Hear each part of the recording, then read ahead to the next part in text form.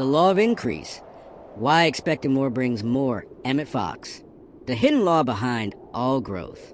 There's an invisible law at work in the universe, a law that quietly but powerfully governs everything we see, touch, and experience.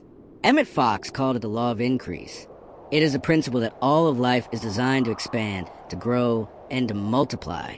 Just as seeds naturally sprout and grow into trees, and rivers flow to join larger bodies of water, the universe is constantly moving toward more life, more expression, and more abundance. So, what exactly is the law of increase? It is the understanding that life is never static. Nothing in creation is meant to stay small or remain the same.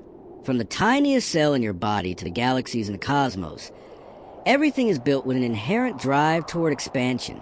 You see it in nature. Flowers bloom, trees bear fruit, and oceans are full of life. You see it in human progress. Ideas evolve into inventions, communities grow, knowledge multiplies. This movement toward more is not accidental. It is a divine law, a reflection of the Creator's nature. Emmet Fox taught that God is the source of infinite supply, and because you're created in God's image, you are designed for increase as well. Poverty, lack, and stagnation are not part of your true spiritual nature. They are illusions created by fear, limited thinking, or disconnection from divine truth. In reality, your soul longs to express more love, more joy, more creativity, and yes, more abundance. Just as a seed is programmed to become a tree, you are spiritually wired to grow into a fuller version of yourself. Why does everything in the universe seek expansion? Because God's nature is limitless. Divine energy cannot be contained. It must express, create, and multiply. When you look at creation, you see that there is always more. There are endless stars in the sky, countless grains of sand on the shore, and oceans that never run dry. The universe reflects the overflowing nature of God, and as part of this creation, you are included in that flow. Emmet Fox emphasized that abundance is not something you beg for. It is something you align with when you expect increase. You open yourself to the natural flow of the universe. When you believe in limitation, you block the very law that is trying to bless you. This is why I encourage people to cultivate a consciousness of expansion, to think big, to expect good, and to trust that divine supply is always seeking to pour through them. So, the law of increase is not just about money or material things. It's about life itself always reaching for more expression. And when you understand this truth, you stop resisting growth. You begin to see that it is your divine right to expand in wisdom, health, happiness, and wealth, because that is the nature of the God who created you, the divine principle of expansion. One of the most profound truths that Emmet Fox shared is that God's nature is endless increase. When you observe the universe, you quickly see that it operates on a pattern of growth and expansion. Nothing is ever truly static. Even the things that appear still are moving, evolving, or transforming at a microscopic or energetic level. This is because God is infinite, and what is infinite cannot remain small or limited. In spiritual truth, stagnation is unnatural. If something appears to be stuck, lifeless, or shrinking, it is because it has moved out of harmony with the divine flow of increase. You can see this in nature. A tree that stops growing is a tree that is dying. A river that ceases to flow becomes a stagnant pool. Likewise, in our lives, when we resist growth, whether in thought, in character, in creativity, or in the way we allow abundance into our lives, we create blockages that keep us from experiencing the fullness of what is possible.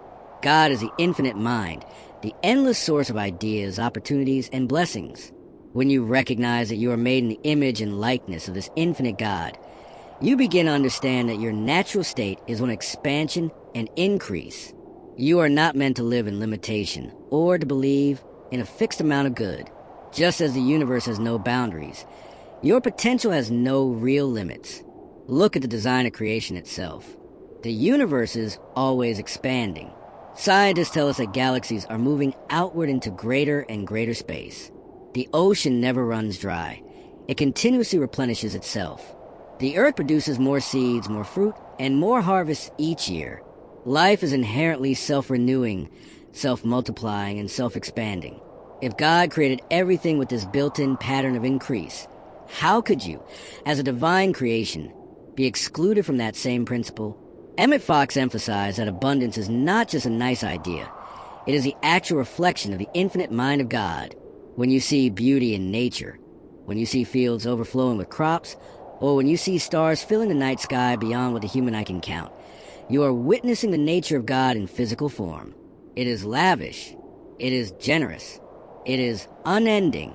There is no shortage in the mind of God, and therefore, there is no true shortage for those who align with his principles. When you live in fear or believe in lack, you are essentially denying the nature of the Creator. You are saying there is not enough in a universe that was designed to give more than enough. That is why stagnation feels uncomfortable, because it is out of alignment with your true nature. Deep down, your soul knows it is meant to grow, to expand, to give, and to receive. That inner desire for more love, more wisdom, more freedom, more prosperity is not greed. It is your spiritual DNA calling you to reflect the limitless nature of God. But here is where many people make a mistake. They confuse expansion with mere accumulation. Emmet Fox clarified that true expansion is about fuller expression of life, not simply hoarding material things. When you expand spiritually, you naturally expand mentally and physically as well. New ideas come to you. New doors open. You become more creative, more productive, more at peace, and more generous. You begin to see abundance everywhere. Not just in your bank account, but in your health, your relationships, and your ability to serve the world.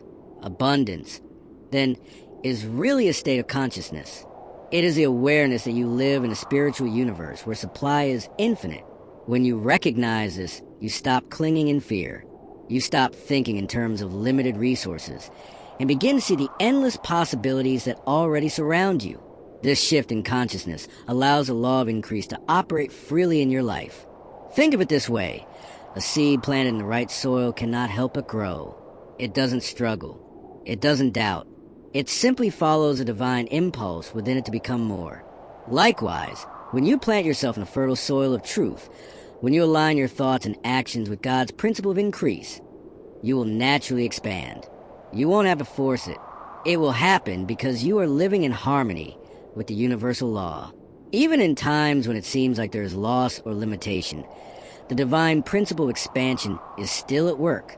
Sometimes what looks like an ending is really a clearing, making room for something greater. Emmet Fox often reminded his students that God never subtracts. He only multiplies. If you lose something but keep your faith in divine abundance, it will be replaced by something better. Why? Because the law of increase does not allow life to shrink permanently. It always pushes forward toward more. So, how can you align with this divine principle in your daily life? First, by recognizing that abundance is natural. Begin to see it everywhere. In the air you breathe, in the endless sky above you, in the countless opportunities that exist even now.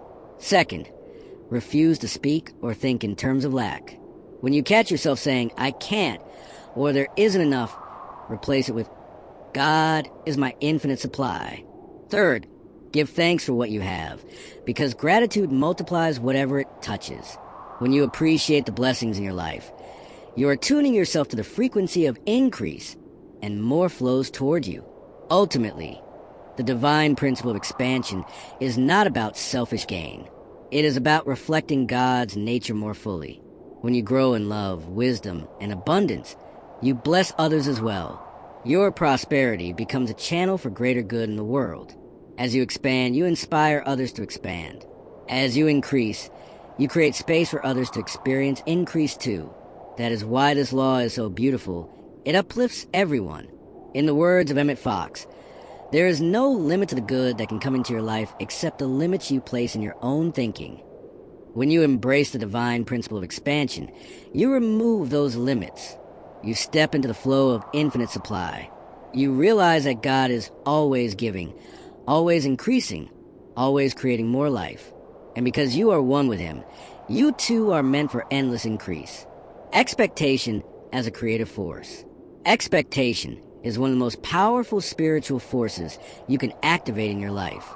Emmet Fox often taught that what you expect, consciously or unconsciously, shapes your reality. If you expect good, you attract good. If you expect trouble, you often invite it into your experience. Expectation is like a silent prayer, a continuous signal you send out into the universe that says, This is what I believe is coming. When you think deeply about it, expectation is a form of faith. It's more than hope. Hope is passive. It wishes for something but doesn't necessarily believe it will happen. Expectation is active. It is confident. It is the feeling that what you desire is already on the way. It's like preparing your home for a guest you know is arriving. You set the table, you clean the space, and you eagerly wait, knowing that the guest is sure to come.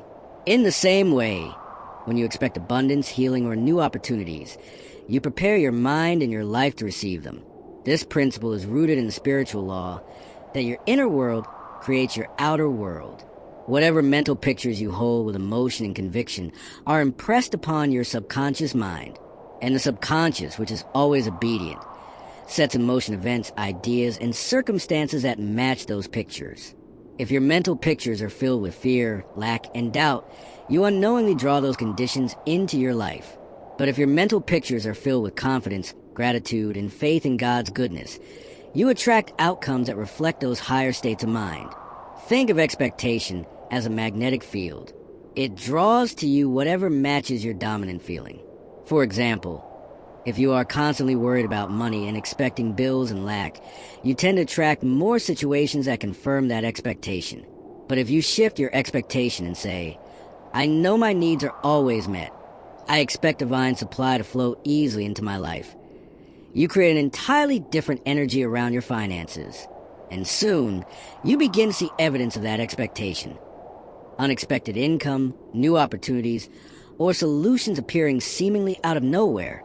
This is why the Bible says in Proverbs 23, verse 7, As a man thinketh in his heart, so is he. What you truly believe and expect in your heart becomes your reality. Jesus also taught this when he said in Matthew 9, verse 29, According to your faith be it unto you. Notice he didn't say according to your effort, your struggle, or your worthiness. He said according to your faith. Faith is the inner conviction that good is coming. Expectation is faith in motion. It is faith looking forward. But expectation doesn't just live in the mind. It also carries an emotional tone. How you feel about your future determines what you experience. If your emotions are heavy with anxiety, you are creating a vibration that aligns with more anxiety-producing events. If your emotions are light, joyful, and grateful, you're creating a vibration that aligns with ease, success, and flow. This is why it's not enough to simply say, I expect good things, while still feeling fear. You must genuinely feel the good you are expecting. Emmet Fox would often give the example of planting a seed. When a farmer plants seeds, he doesn't wonder, will it grow? He expects it to grow. He prepares the soil, waters it, and trusts that the seed will bring forth a harvest. He doesn't dig it up every day to check. He doesn't worry. He knows the law of growth will take care of it. Similarly, when you plant a mental seed of prosperity, health, or success, you must nurture it with positive expectation. You don't constantly doubt or contradict it. You let it take root, knowing the spiritual law will bring it into manifestation at the right time. Expectation also works hand in hand with imagination. What you mentally picture with feelings sets the pattern for what you receive. If you can clearly imagine yourself living in abundance, doing fulfilling work, enjoying vibrant health, and feeling joyful, you are creating a blueprint for your subconscious to follow. The clearer and more emotionally charged that mental image is, the faster it will move from the unseen to the seen. This is why it's so important to become aware of what you are unconsciously expecting. Many people say they want abundance, but deep down they're still expecting struggle, because that's what they've always known. They pray for healing, but still expect sickness to worsen. They desire love, but secretly expect rejection. These hidden expectations cancel out their desires. The subconscious doesn't respond to what you say you want. It responds to what you truly expect. So how can you begin to shift your expectation toward good? Start with awareness. Notice your habitual thoughts. Are they optimistic or pessimistic? Do you expect things to work out? Or do you brace yourself for disappointment? Then begin to replace negative expectations with positive ones. If you catch yourself thinking, this will probably go wrong, immediately say, no, I expect this to work out perfectly. Everything is unfolding for my highest good. Next, create mental pictures of your desired outcomes. See yourself already living in the state you want. Imagine the details, the sights, sounds, and feelings. Don't imagine it as something far away. Imagine it as if it is happening right now. This brings your expectation into the present moment and makes it more real to your subconscious mind. Another powerful practice is to speak your expectation aloud. Words reinforce mental pictures. For example, you can say daily, I expect miracles today. I expect financial blessings. I expect good news. I expect to be guided to the right people and opportunities. Speaking this with feeling shifts your energy immediately and sends a clear signal to the universe. Finally, combine expectation with gratitude. Gratitude makes your expectation magnetic. When you give thanks for something as if it has already happened, you accelerate its appearance.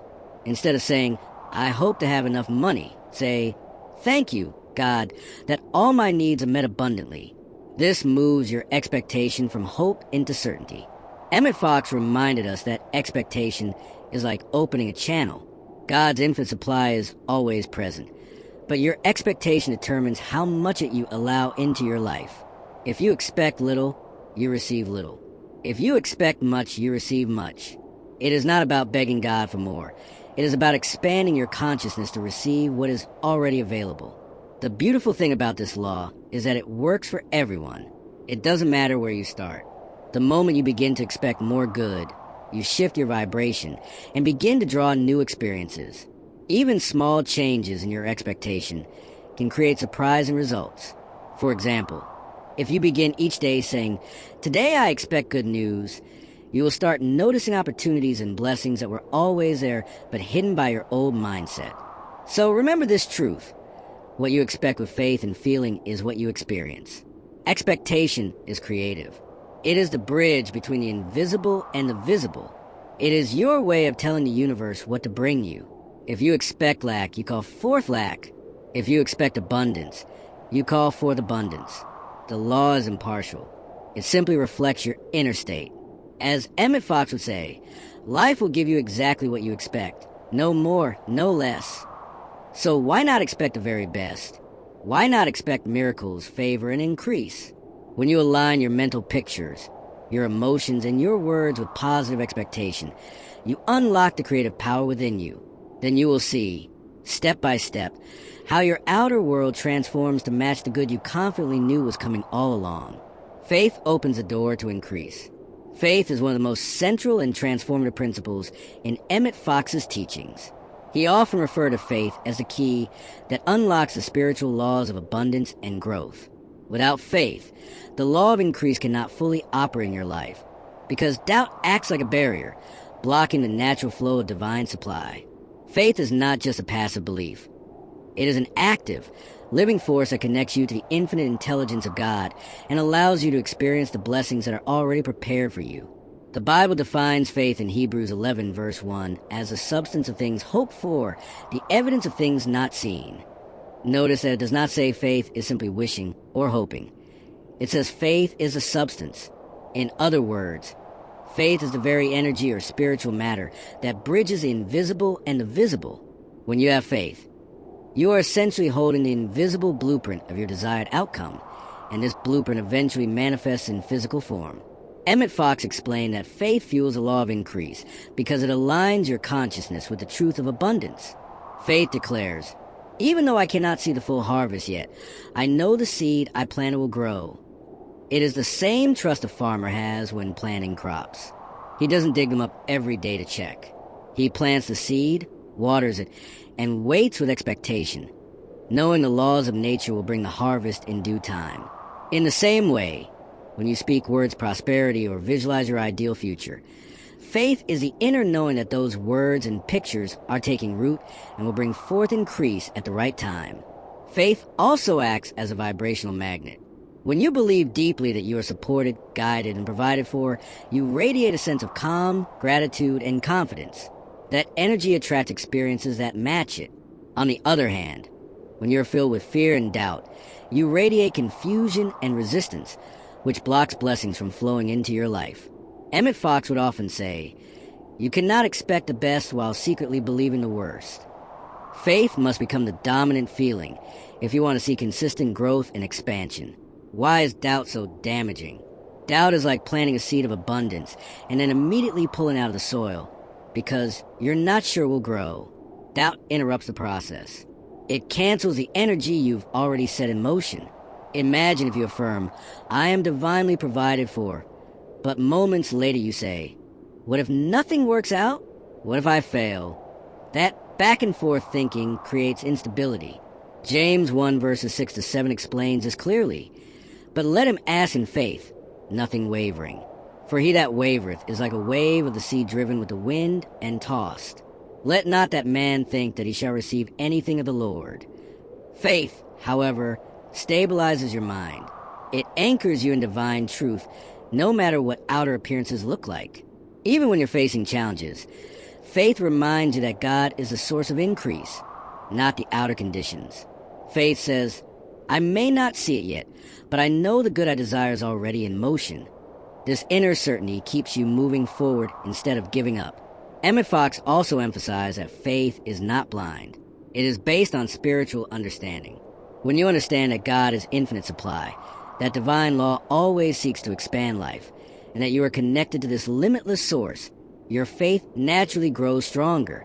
You realize that you don't have to beg or force outcomes. You simply have to align with the truth that increase is your natural birthright as a child of God. So how does faith practically open the door to increase in your life? Let's look at a few key ways. Faith shifts your inner atmosphere. When you truly believe that good is coming, you relax and stop resisting. You become more receptive to divine ideas and guidance. You notice opportunities that you may have overlooked before because you were too focused on fear. Faith empowers your actions. People with faith take inspired steps. They move forward with confidence, even when they can't see the entire path. That movement creates momentum, and doors begin to open. Faith strengthens your spoken word. When you affirm something with genuine belief, it carries much more creative power. The subconscious mind responds to the feeling behind the words. Faith gives your words emotional charge that makes them magnetic. Faith keeps you consistent. Many people give up too soon because they don't see instant results. Faith reminds you that just because you don't see the fruit yet doesn't mean the seed isn't growing. You remain steady, trusting the process. Emmet Fox often shared the example of people who would pray for prosperity, but then immediately undo their prayers by worrying about money or speaking words of lack. He would say, faith and fear cannot occupy the same space. You must choose which one you will entertain. When you choose faith, you are choosing to stay aligned with the law of increase rather than the illusion of limitation. Faith also involves letting go of control. Many people block their own blessings by trying to figure out exactly how the increase will come. They limit God to their own small ideas. But faith says, I trust that God knows the best way. My job is to stay open and receptive. This creates space for divine supply to flow through unexpected channels. It's important to understand that faith is not just believing in something out there. It is believing in the divine power within you. Emmet Fox reminded his students that you are made in the image of God, which means you already contain the same creative life force. When you activate faith, you awaken that power. You begin to see yourself not as a helpless victim of circumstances, but as a co-creator with the infinite. One of Emmet Fox's favorite practices was to combine faith with gratitude. After making an affirmation or prayer, he encouraged people to immediately give thanks as if it were already done. For example, if you affirm, God is my unfailing supply, you follow it with, thank you, Father, for this abundance now. Gratitude seals the prayer in faith. It sends a message to your subconscious that the outcome is certain, not doubtful. So how can you build stronger faith to open the door to increase? Here are a few simple practices. Study spiritual truth daily. Read affirmations, scriptures, or teachings that remind you of God's unlimited nature. Faith grows by hearing and repeating truth. Replace fear thoughts immediately. When you notice doubt creeping in, stop it with a positive statement like, God is in control, and I trust His perfect plan. Visualize your desired outcome. See it clearly in your mind and feel what it would be like to already have it. Faith thrives on vivid mental pictures. Speak faith-filled words. Your words are seeds. Speak only what you want to grow. Say, I expect increase. I expect blessings. I expect divine ideas. Act as if it is already done. Move through your day with a calm confidence that your good is assured. This sends a powerful signal of faith to your subconscious. Remember, doubt cancels spiritual growth because it interrupts the flow of divine energy. Faith, on the other hand, is like opening a wide channel for God's goodness to pour into your life. Even a little faith can create powerful results. Jesus said in Matthew 17, verse 20, "If you have faith as a grain of mustard seed, you shall say to this mountain, 'Move,' and it will move, and nothing will be impossible for you." Emmet Fox echoed this idea by saying, "Faith is the key to every problem. It is the golden link between you and your good. The moment you choose faith over fear, you align yourself with the law of increase. You stop contracting your energy and instead expand it. And because life always matches your dominant state of consciousness, increase begins to show up in ways that may surprise and delight you. So let this truth settle deeply. Faith opens a door to increase. It doesn't create something out of nothing. It reveals what has been there all along. Abundance is already yours in the spiritual realm. Faith brings it into the visible realm. Each time you choose faith over doubt, you move one step closer to living in the fullness of God's supply. Thinking small versus thinking big. One of the most profound truths Emmet Fox shared is that life is shaped by the size of your thinking. If you think small, your life remains confined and limited. If you think big, you open yourself to greater possibilities, opportunities, and divine supply. The law of increase responds to the vision you hold in your mind. God's nature is limitless, but you can only receive as much as you are willing to mentally and spiritually accept. Many people unknowingly live under a just enough mentality. They have been taught to be satisfied with barely getting by, believing that wanting more is selfish or unspiritual. They say things like, "As long as I have a roof over my head, I'm fine," or "I don't need much, just enough to pay my bills." While gratitude for what you have is essential, this kind of thinking can also be rooted in fear or a false sense of humility. It can block the flow of abundance that God is always trying to express through you. Emmet Fox explained that thinking small limits not only your life, but also your ability to serve others. If you only ever have just enough, how can you give generously? How can you build something meaningful for your community or help those in need? Wealth and expansion are not about greed. They are about fulfilling your purpose on a larger scale. The more you allow yourself to think big, the more you can be a channel for blessings to flow into the world. Let's look at the spiritual danger of a just enough mentality. When you constantly affirm, "I just want enough to survive," you are reinforcing lack. You are sending a signal to your subconscious mind that you are content with limitation. Over time, this belief becomes a self-fulfilling prophecy. You live paycheck to paycheck, never experiencing the freedom or creativity that comes with true abundance. Worse, this mindset keeps you focused on fear. Fear of running out, fear of taking risks, fear of dreaming beyond what seems realistic. The truth is, God is not a God of barely enough. He is a God of more than enough. The Bible is filled with stories of overflowing supply. In Psalm 23, verse 5, it says, "My cup runneth over." In John 10, verse 10, Jesus said, "I came that they may have life, and have it more abundantly." Notice it doesn't say just enough. It says more abundantly. The universe itself reflects this principle. There are more stars than we can count, more grains of sand than we can imagine, more opportunities than we could ever exhaust. Abundance is the very nature of life. So why do so many people continue to think small? Often it's because of old programming and fear change. Maybe they grew up hearing phrases like, "Money doesn't grow on trees," or "Rich people are greedy," or "You should be content with what you have." These messages sink into the subconscious and become invisible walls around what feels possible. Over time, people stop dreaming. They stop expanding. They settle for less than what they're capable of. Emmet Fox urged his students to break free from these mental chains and think boldly. He reminded them that your thoughts are prayers, and small prayers bring small results. If you ask for crumbs, you will receive crumbs. But if you ask in faith for something greater, not from a place of greed, but from a place of knowing your divine inheritance, you will see bigger results. Thinking big aligns you with the creative nature of God, who is always seeking to express more through you. Let's consider some examples of how people expanded their lives through bold thinking. A woman who had always worked low-paying jobs decided to believe that she deserved fulfilling, well-paid work. She began affirming daily, "I have a wonderful position in a wonderful way. I give wonderful service for wonderful pay." Within months, she was offered a job she never thought she could qualify for. By enlarging her mental picture, she opened a new channel for supply. An entrepreneur struggling to keep his small business afloat realized he had been thinking only about survival. He shifted his focus to serving more people and creating greater value. Instead of asking, "How do I just get by this month?" he began asking, "How can I double my impact this year?" That bigger vision attracted new partnerships, clients, and ideas that transformed his business. A family who always said, "We can't afford vacation," started visualizing themselves traveling and enjoying life.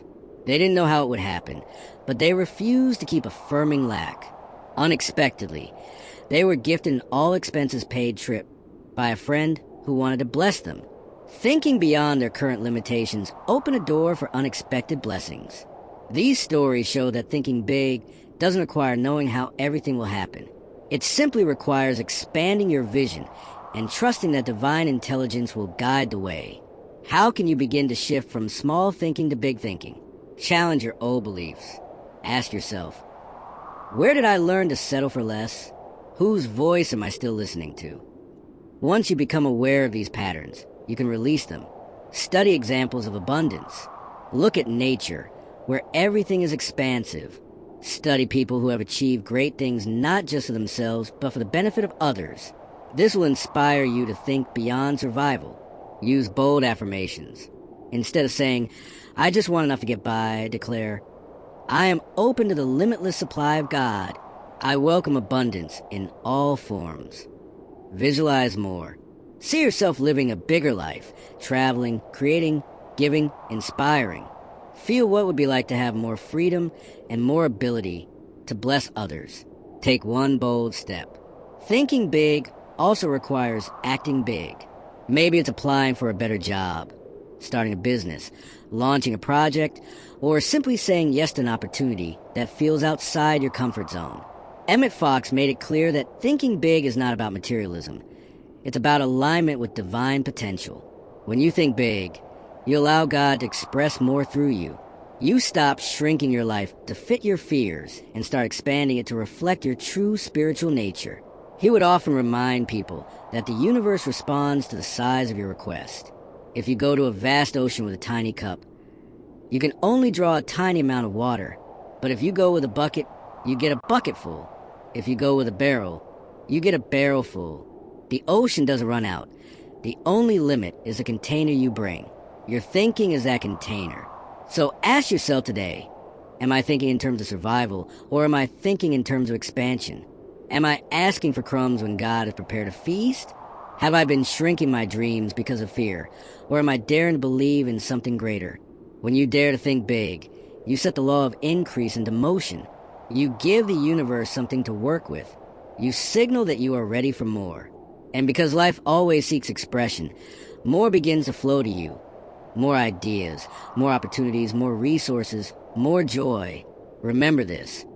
Thinking small keeps you small, but thinking big allows you to grow into the person you were meant to be. God did not design you for mediocrity. You were designed for expansion, for abundance, for impact.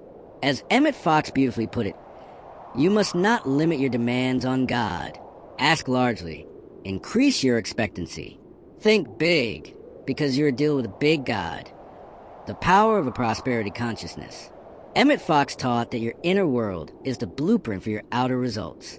Everything you experience, whether it's wealth or lack, joy or struggle, freedom or limitation, flows from the thoughts, beliefs, and emotions you hold within.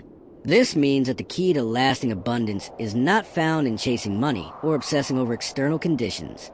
It begins with cultivating a prosperity consciousness, a state of mind that naturally expects increase, believes in divine supply, and is free from fear of loss.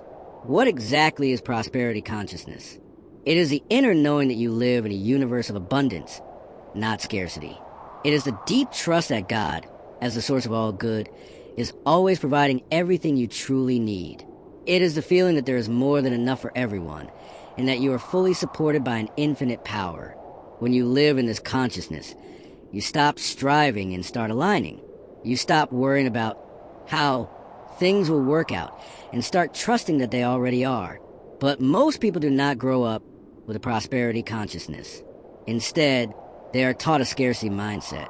From a young age, they hear phrases like, money doesn't grow on trees, there's never enough, or you have to struggle to make ends meet. They see their parents stress over bills. They witness layoffs, economic downturns, or financial instability. Over time, this creates a deep subconscious belief that life is a constant fight for limited resources. When you operate from a scarcity mindset, everything feels tight and fearful. You hold on to money anxiously, afraid it will run out. You envy other people's success because you secretly believe their gain is your loss. You hesitate to take risks or invest in your growth because you're afraid of making a mistake. Even when you do receive more money, you quickly find ways to lose it or sabotage it because deep down you still believe you can't truly have it. This is why Emmet Fox emphasized that you must shift your inner state first. If you do not change your consciousness, any external gain will be temporary. You might win the lottery, but without prosperity consciousness, you'll likely lose it. You might get a raise, but if your mind still believes in lack, you'll find new ways to stay broke. Outer conditions can only rise to the level of your inner beliefs. So, how do you begin to cultivate a prosperity consciousness? It starts by understanding that your supply does not come from people, jobs, or the economy. It comes from God, the infinite source. This is a crucial shift. Most people tie their sense of security to external channels, a paycheck, a client, a business, a government program. But when those channels change or close, they feel helpless. Emmet Fox taught that channels are just instruments. God is the source. If one channel closes, another will open because supply is infinite. When you deeply grasp this truth, you stop panicking about external changes. You stop saying, what if I lose my job? And instead affirm, God is my instant and endless supply. If one door closes, another, even better one, will open. This inner certainty creates calmness and attracts new opportunities naturally. Next, you must shift from fear of loss to certainty of supply. Fear of loss is one of the strongest blocks to prosperity. When you're constantly worried about losing money, you tighten your energy. You stop giving, you stop circulating money, and you become like a closed fist. But prosperity is like a flowing river. It must move. When you hoard out of fear, you block the flow. Prosperity consciousness, on the other hand, trusts in the law of circulation.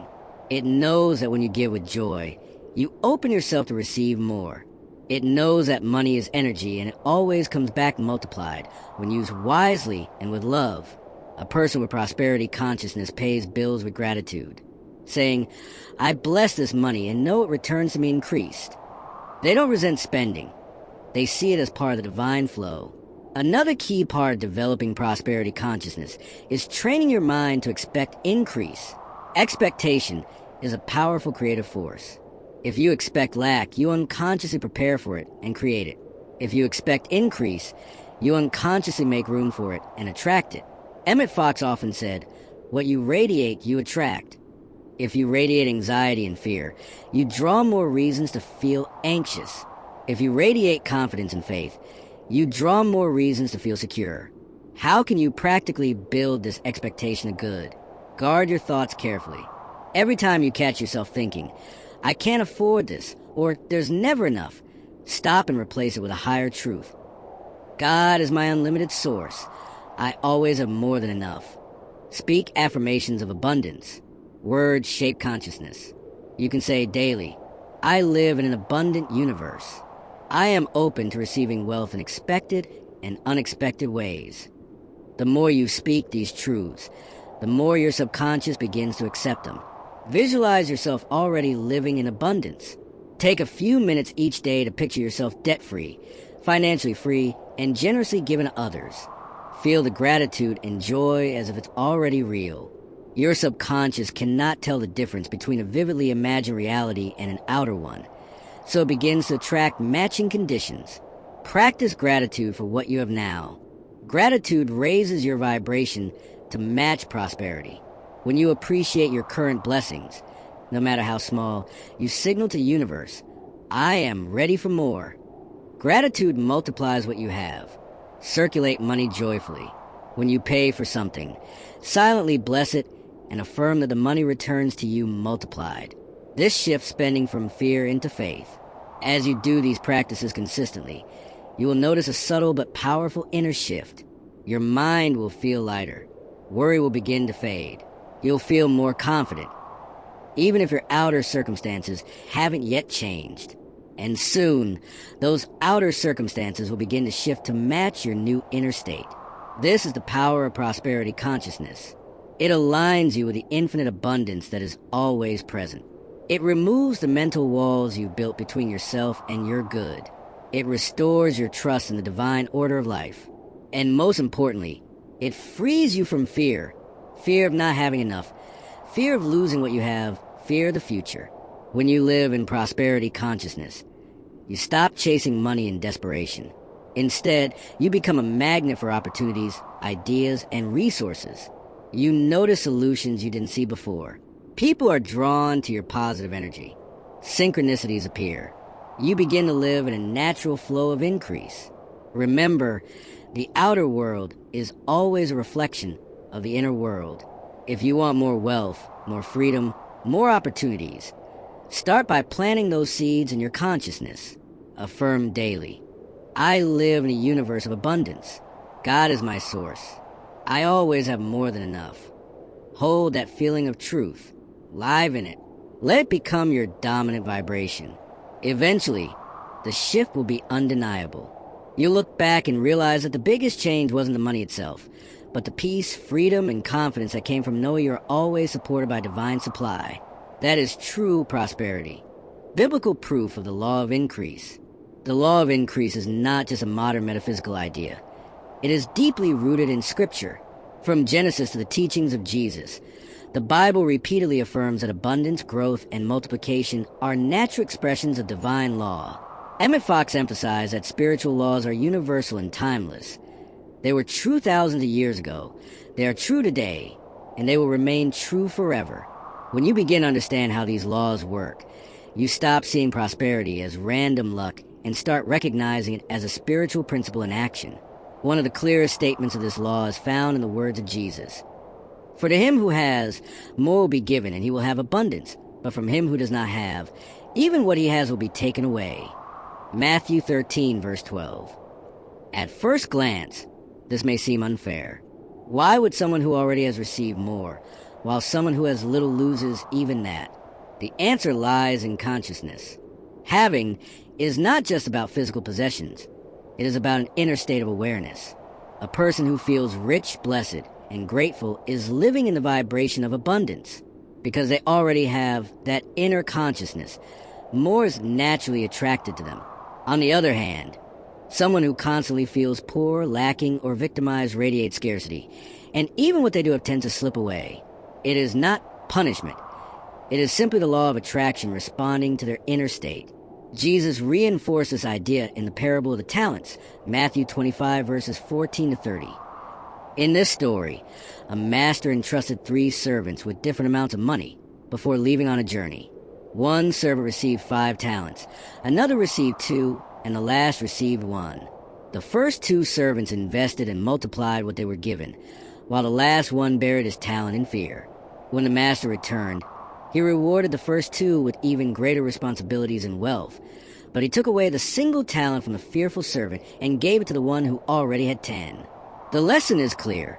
When you use and expand what you have, more will be entrusted to you. But when you hold back in fear, refusing to grow, you cut yourself off from increase. This is the law of expansion at work. Life is meant to grow, to evolve, to multiply. If you are not moving forward in faith, you are moving backward in fear. We see the same principle in the story of the loaves and fishes, Matthew 14, verses 13 to 21.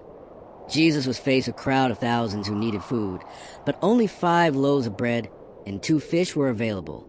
Instead of focusing on the lack, he gave thanks for what he had, blessed it, and began to distribute it.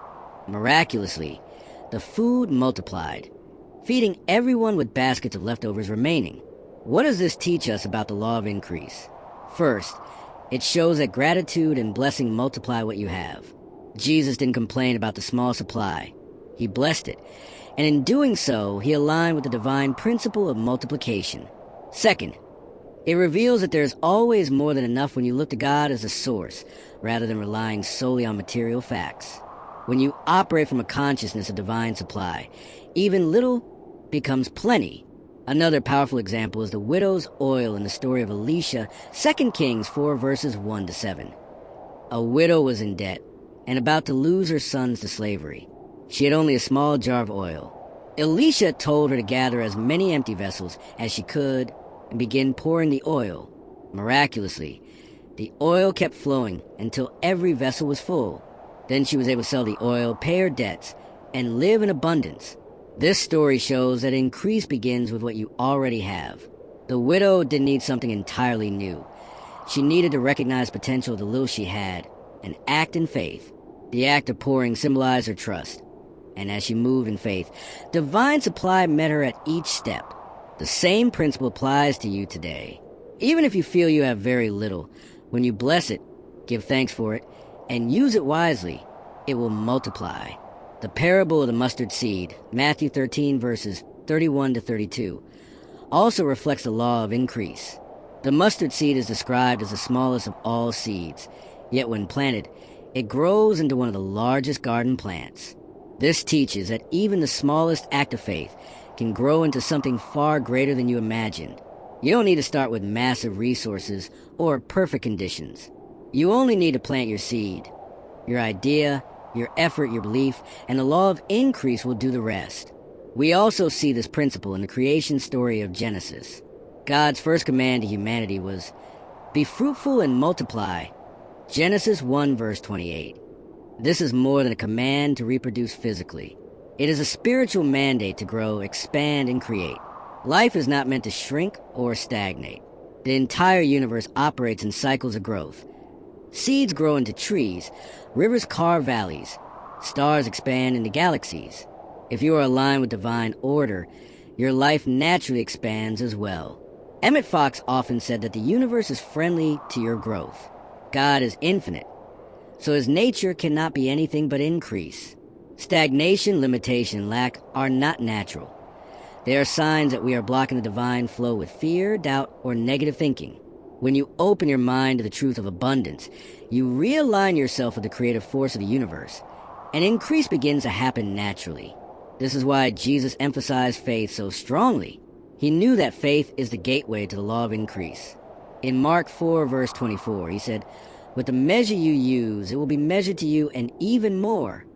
This means that the measure of your faith, gratitude, and expectation determines how much increase you experience.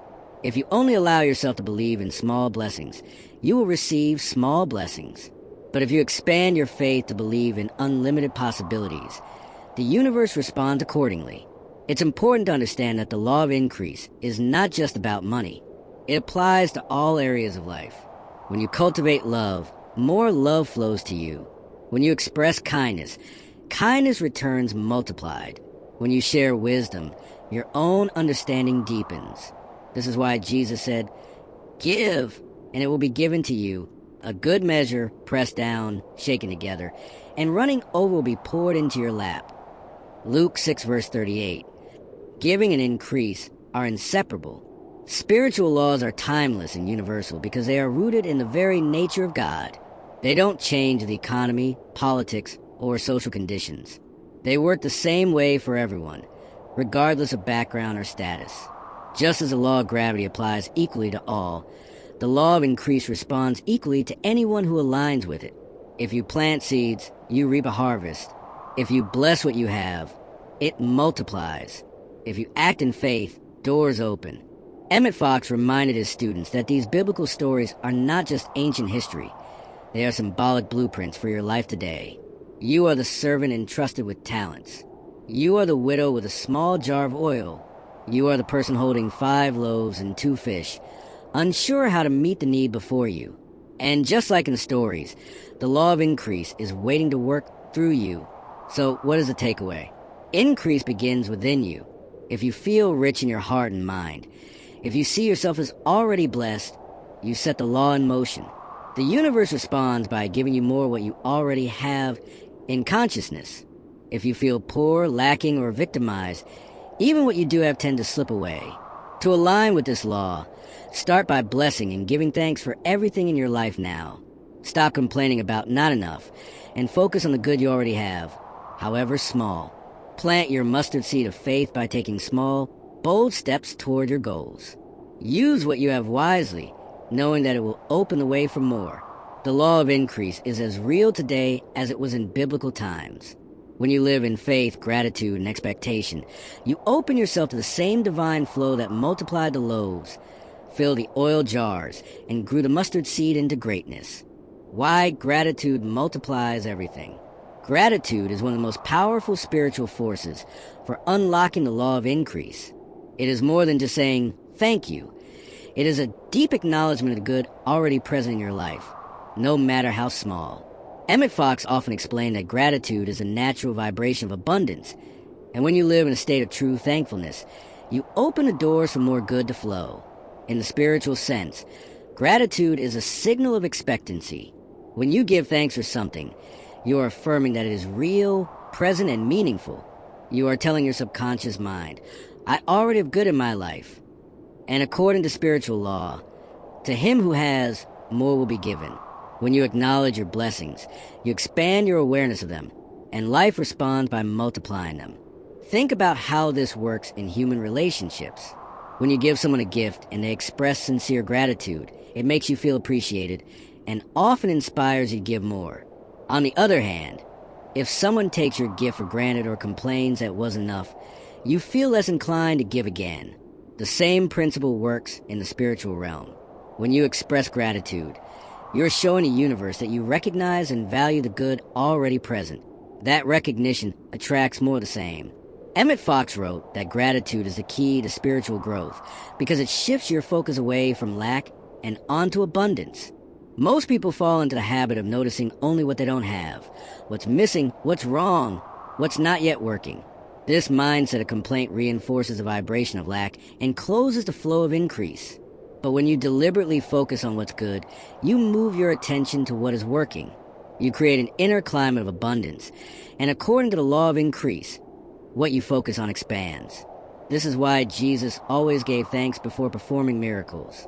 When faced with a crowd of thousands and only 5 loaves and 2 fish, he didn't complain about how little there was. He gave thanks for the supply that was present, blessed it, and it multiplied to feed everyone with leftovers. Gratitude and blessing are multipliers.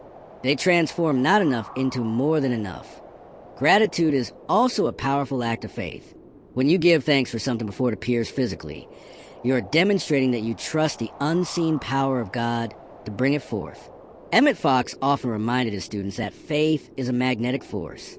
When you say, thank you, God, for my prosperity, even before you see it, you are acting as if it is already done. This aligns your subconscious mind and your outer actions with the expectation of increase. It is like planting a seed and already celebrating the harvest you know will come. Another way gratitude amplifies your life is through changing your emotional vibration. When you feel truly grateful, you cannot simultaneously feel fear, doubt, or resentment. Gratitude dissolves negative emotions and raises your energy to a higher frequency. In this elevated state, you become a clearer channel for divine ideas and inspired action. You begin to notice opportunities you previously overlooked. You attract better circumstances and people into your life, simply because your vibration has shifted to match abundance. Emmet Fox offered several practical gratitude practices to help people activate the law of increase. One of his simplest suggestions was to start and end each day with a list of things you are grateful for. It doesn't have to be grand or complicated. You can give thanks for the breath in your lungs, the roof over your head, the food you eat, the lessons you've learned, or the people you love.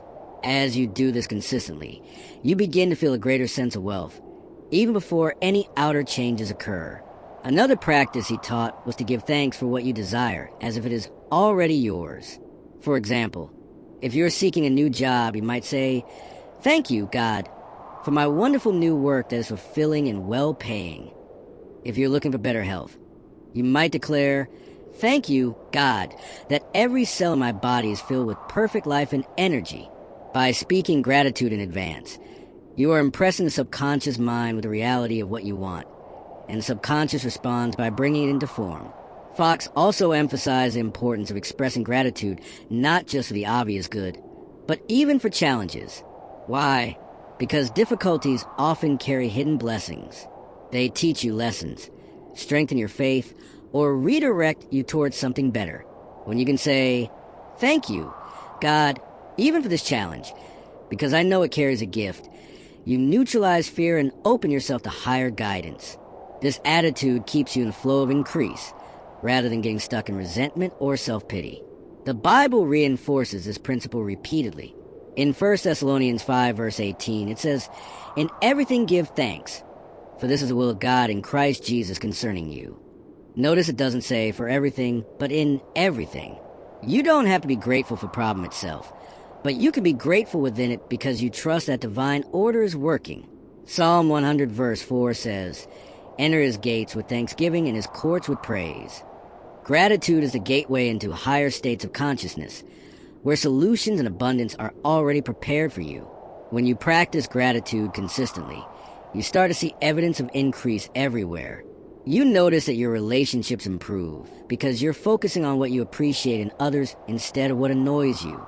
Your finances improve because you're blessing and appreciating the money you already have, rather than complaining about what you don't. Your opportunities expand because you're living in a vibration of, I am already blessed, which draws more blessings to you. Think of gratitude like sunlight on a plant.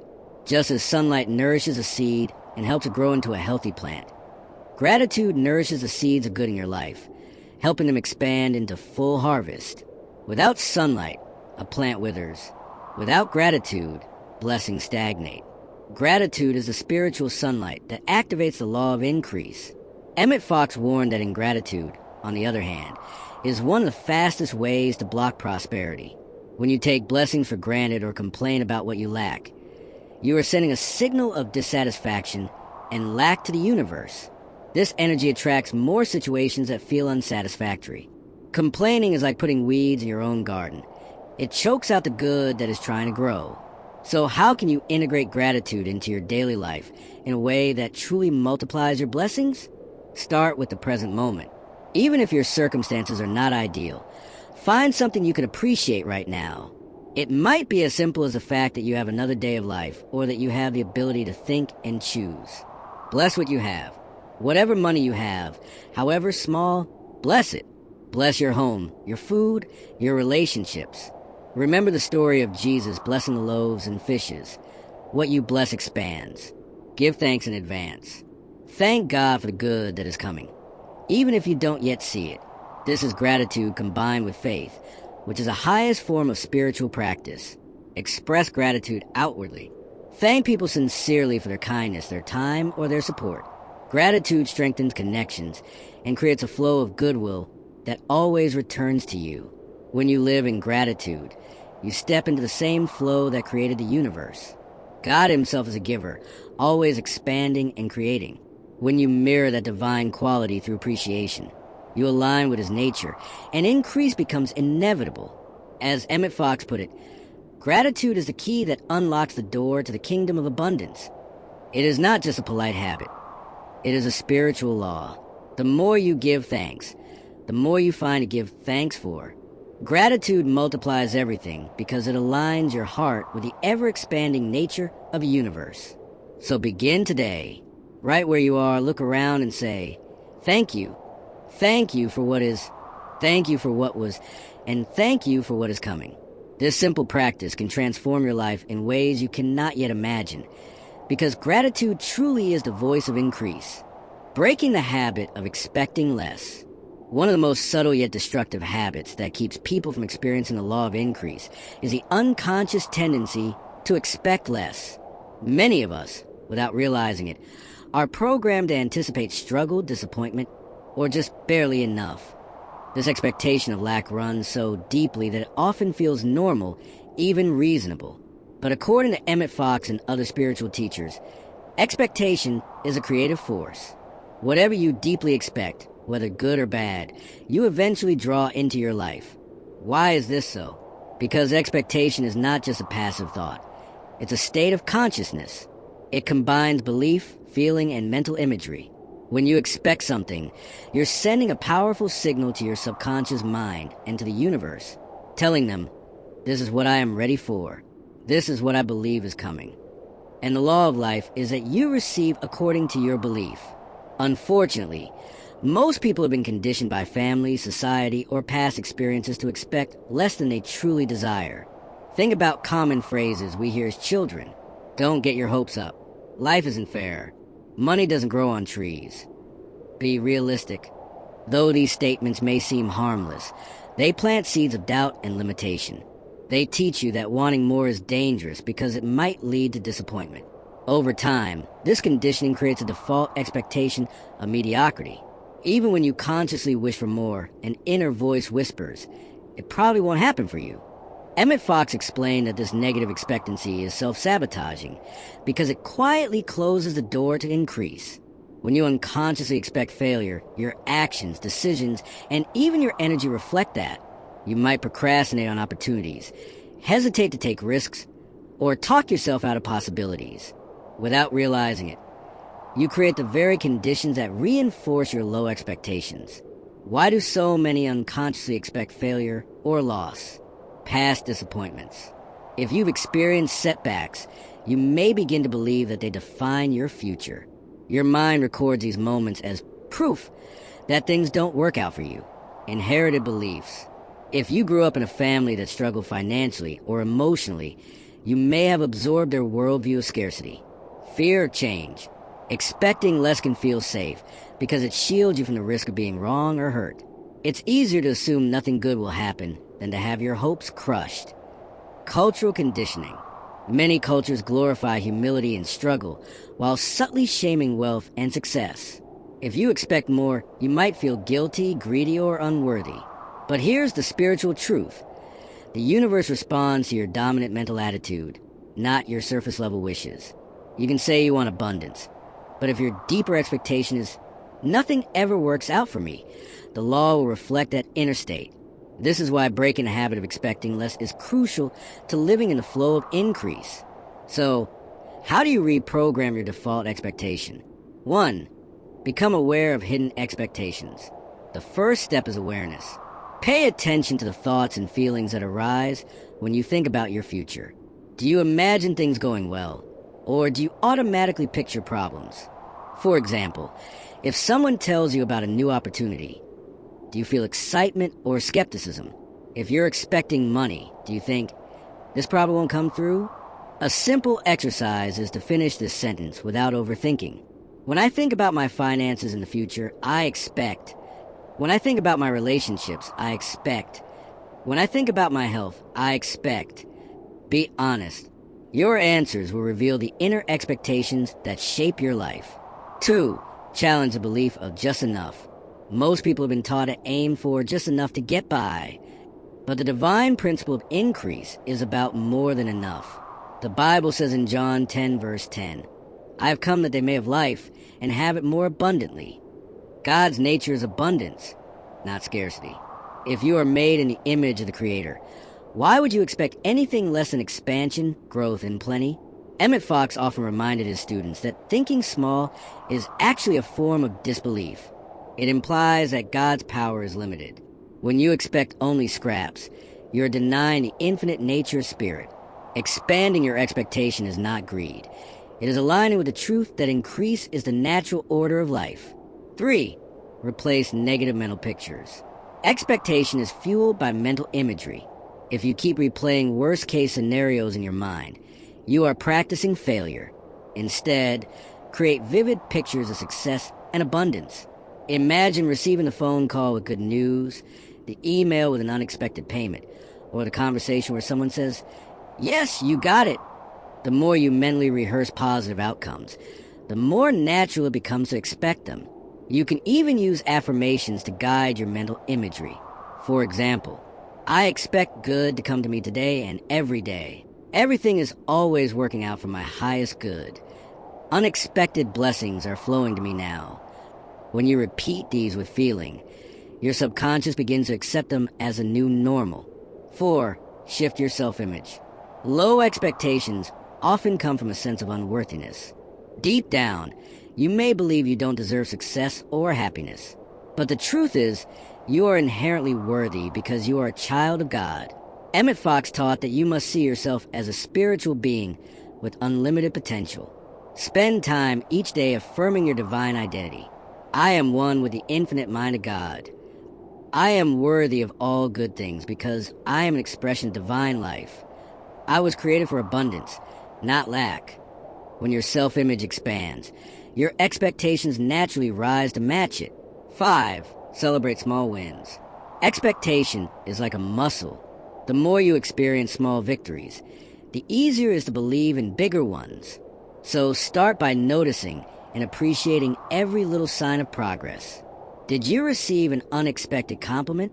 Did you save a small amount of money? Did someone offer help when you needed it? Celebrate it. These small moments are evidence that good is flowing, and they build momentum for greater things. 6. Surround yourself with positive expectancy. Your environment plays a huge role in shaping your expectations. If you're surrounded by people who constantly complain or expect failure, it's easy to absorb their energy. But if you spend time with people who believe in growth, possibility, and success, their mindset will uplift yours.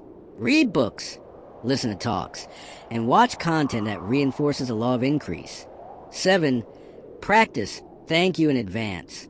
One of the simplest yet most powerful practices is to say, "Thank you, God, for the wonderful blessings that are on their way." Even before you see evidence, thank the universe in advance. This not only raises your vibration, but also demonstrates faith. By giving thanks before the manifestation, you are telling the universe, "I expect this. I know it's already done." Spiritual support for expecting more. The Bible repeatedly emphasizes the importance of expectation. According to your faith be it unto you, Matthew 9, verse 29, means that your life reflects what you believe and expect. Surely goodness and mercy shall follow me all the days of my life, Psalm 23, verse 6, is a declaration of confident expectation. Emmet Fox taught that the universe is like a mirror. It cannot give you what you do not expect. If you expect loss, the mirror reflects loss. If you expect gain, it reflects gain. Your expectation sets the mold into which the divine substance of life flows. Living in a new habit of expecting more. Breaking the habit of expecting less doesn't happen overnight, but it begins with conscious choice. Every time you catch yourself thinking, "It probably won't work out," pause and reframe it. "What if this turns out better than I imagined?" Every time you're tempted to settle for crumbs, remind yourself, "I am one with the infinite source. There is no limit to what I can receive." When you consistently practice expecting more, something amazing happens. You begin to notice synchronicities. Unexpected money, new connections, fresh ideas. Opportunities appear where none existed before. People comment that you seem more confident and positive. Why? Because you have shifted your inner vibration, and the outer world is reflecting it. The law of increase is always working. It doesn't stop. It only mirrors your state of mind. When you expect more, you activate this law to bring you more. When you expect less, it contracts to match your limited view. So ask yourself today, what am I truly expecting? Am I expecting another month of struggle, or am I expecting a breakthrough? Am I expecting closed doors, or am I expecting divine favor? The moment you choose to expect more, you break free from the cycle of self-sabotage. You step into your rightful flow of abundance, where increase is natural, effortless, and constant. Speaking the word of increase. One of the most powerful ways to activate the law of increase, according to Emmet Fox, is through the spoken word. Words are not mere sounds. They are vibrations of thought that set invisible forces into motion. Every word carries energy and intention. When you speak consciously, especially when affirming abundance and growth, you align your inner world with the universal principle of expansion. Fox taught that affirmations are not magic formulas, but reminders of spiritual truth. They recondition the subconscious mind, which in turn influences your outer experiences. When you speak words of increase, You are planting seeds of abundance in the fertile soil of your consciousness. These seeds, nurtured by faith and repetition, will grow into visible results. The Bible supports this principle. Proverbs 18 verse 21 says, "Death and life are in the power of the tongue." This means the words you consistently use determine whether you call forth more life, prosperity, and opportunity, or reinforce limitation and lack. Jesus himself said in Mark 11 verse 23, "Whoever shall say unto this mountain, Be removed and be cast into the sea, and shall not doubt in his heart, but shall believe that those things which he saith shall come to pass, he shall have whatsoever he saith." Notice the emphasis on say, not just think, but speak. Why does speech have such power? When you speak, you combine three forces: thought, feeling, and vibration. Thought gives the words their meaning and direction. Feeling fuels the word with energy and belief. Vibration, sound, amplifies the thought, so it resonates beyond the mind. The spoken word acts like a broadcast signal, sending your intention into the universe and also impressing it deeply upon your subconscious mind. This is why silent thoughts are powerful, but spoken words are catalytic. How affirmations align you with more. When you affirm abundance, you're not trying to convince the universe to give you something. You're aligning your consciousness with what is already true in divine law. The infinite mind of God is always in a state of increase. Lack does not exist in the spiritual realm. When you speak affirmations, you are essentially tuning yourself to the frequency of plenty so that it can express more freely through you. For example, if you say, "I am open to ever-increasing good," you're not begging for good to come. You're removing internal resistance that blocks the natural flow of good already available. Over time, the subconscious accepts this statement, and you begin to act, think, and feel in ways that naturally attract more abundance. Emmet Fox emphasized that affirmations are declarations of truth. You're not making something true. You're reminding yourself of what has always been true about your spiritual nature. You are a child of the infinite source, and therefore increase is your natural state. Speaking the word of increase simply calls forth what already belongs to you. Examples of Emmet Fox's prosperity declarations. Fox was known for simple yet profound affirmations. He encouraged his students to speak words like, "God is my instant and endless supply. Divine abundance is flowing to me now in perfect ways. I am one with the infinite, and I am prospered in all I do. Every day, in every way, I am growing richer and richer in all good." Notice how these statements are present tense. They are not phrased as "I will have" or "someday I might receive." They declare the truth as if it is already happening. This is key, because your subconscious does not recognize the future. It only responds to what you affirm as real in the now. Another example Fox suggested is, "There is no lack in God, and since I am one with him, there could be no lack in me."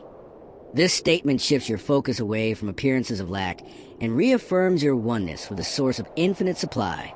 Why words accelerate the law of increase? The law of increase is always operating. It is a principle of growth, expansion, and more life. But in order to benefit from it, your consciousness must be in harmony with it.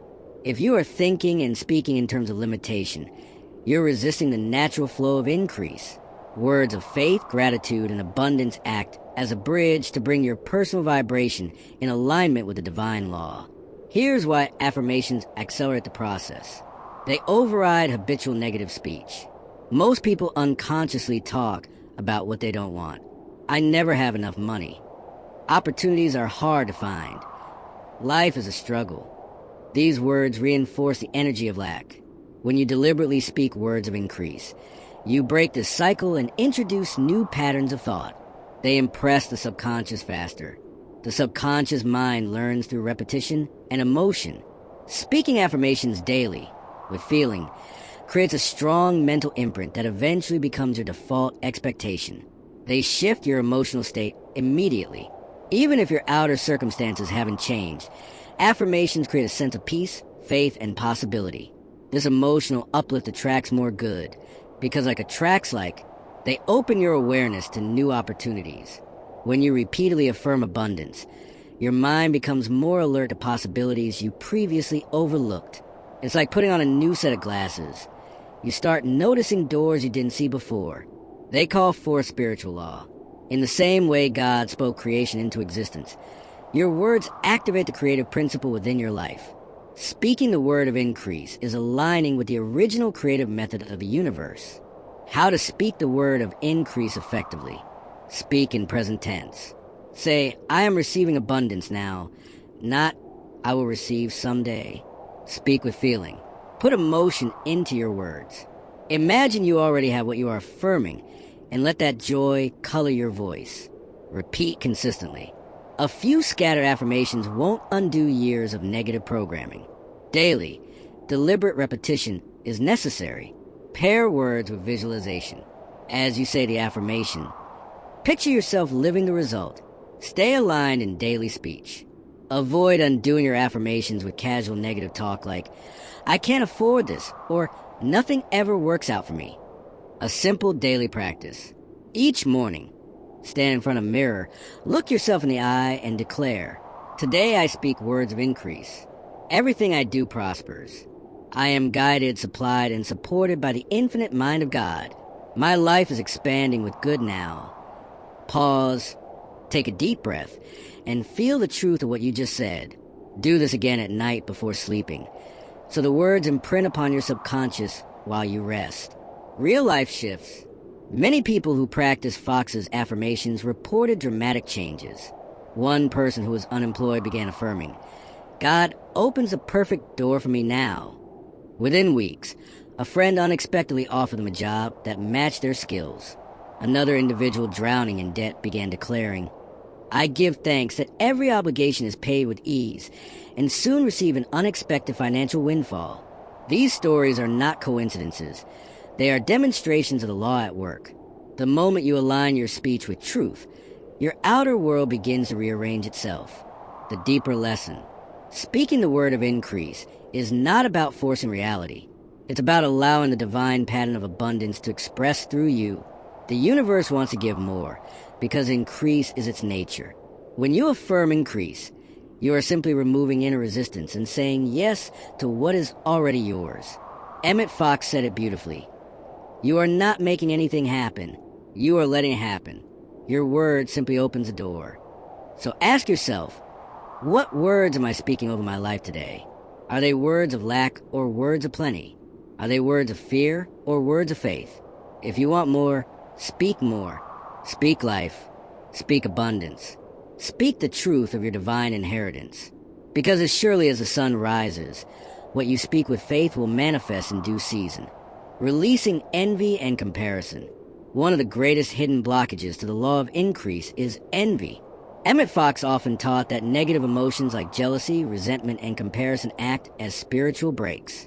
They stop the natural flow of good that is trying to come into your life. Why? Because envy is essentially a declaration that someone else's good somehow diminishes your own potential. It says, they have something I don't, and there's not enough for me. But here's the truth. The universe is infinite. There is no shortage of wealth, success, or opportunities. When you feel envy, you are seeing life through the lens of limitation rather than abundance. Instead of opening the door for more, you are shutting it with thoughts of lack. Emmet Fox explained that the very moment you allow jealousy to take root, you're telling your subconscious mind, I don't believe I can have what they have. And the subconscious, being obedient, simply mirrors that belief in your reality. It keeps you exactly where you are. Let's break this down in more detail. Why envy stops your own growth. Envy denies your own creative power. When you envy someone's wealth, success, or happiness, you're indirectly affirming that their good is somehow unattainable for you. You're saying, they're lucky, but I am not. This belief weakens your faith in the infinite source that is available to all. Envy lowers your vibration. The law of increase responds to high vibrational states: joy, gratitude, faith, love. Envy is a low, constricting vibration. It contracts your energy and aligns you with lack instead of abundance. Since like attracts like, the more envy you feel, the more lack you attract. Envy creates resistance. When you dwell on jealousy, you're actually pushing away your own good. Spiritually, you cannot resent someone else's blessing and simultaneously attract your own. It's like trying to tune into two opposite frequencies at the same time. It just doesn't work. Envy blinds you to opportunities. When you're focused on what someone else has, you miss the unique ways the universe is trying to bless you. Your attention is locked outward instead of inward, where all creation begins. How blessing others' success expands yours. Here's a liberating secret Emmet Fox revealed. What you bless in others, you bring closer to yourself. Instead of resenting someone's wealth or achievement, bless it. When you see someone thriving, say inwardly or aloud, I give thanks for their success, and I know there's more than enough for me too. Why does this work? Because when you bless, you shift from a mindset of scarcity to one of abundance. You're affirming, the same God who supplied them will supply me. You are aligning yourself with the vibration of increase rather than limitation. Blessing others' success does three powerful things. It dissolves feelings of separation. You stop seeing others as competition and start seeing them as proof that the universe is abundant. It expands your faith. If the universe can bring blessings to them, it can do the same for you. It magnetizes your own good. Whatever you sincerely bless in others comes back multiplied into your life. Fox would often encourage people to silently affirm, the same spirit that prospers them prospers me. I rejoice in their good, and I claim my own now, turning jealousy into a magnet for abundance. The moment you notice a flicker of envy, don't condemn yourself. Instead, use it as a signal. It's simply showing you a desire you have that wants expression. Jealousy, when transformed, can become a guidepost for your own growth. Here's how to turn jealousy into a magnet for your own abundance. Acknowledge the feeling without judgment. Say, yes, I feel envious right now. That just means there's something here I also desire. Shift from comparison to inspiration. Instead of thinking, why them and not me? Think, their success shows me what's possible. If it happened for them, it can happen for me. Bless their good. Say sincerely, I am happy for their blessing. I bless their success, and I know my own good is coming in divine order. Affirm your own abundance. Follow up with a positive declaration, like, I am now open and receptive to the same kind of success in my own unique way. This process shifts the energy completely. Instead of staying stuck in resentment, you raise your vibration to one of possibility and expectancy. The infinite source cannot be depleted. One of the biggest illusions behind envy is the belief that there's only so much good to go around. But the universe is not a pie with a limited number of slices. Just because someone else received their slice doesn't mean yours is gone. In fact, their blessing is proof that the bakery is still open. Emmet Fox reminded his students that God is infinite supply, just as the ocean is inexhaustible. So is divine abundance. One person's wealth does not diminish yours. It actually expands the collective vibration of prosperity, making it easier for everyone to tap into. Think about nature.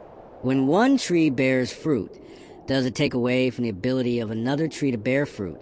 Of course not. In fact, the flourishing of one tree often enriches the soil and ecosystem for others. Human life works the same way. A simple daily practice.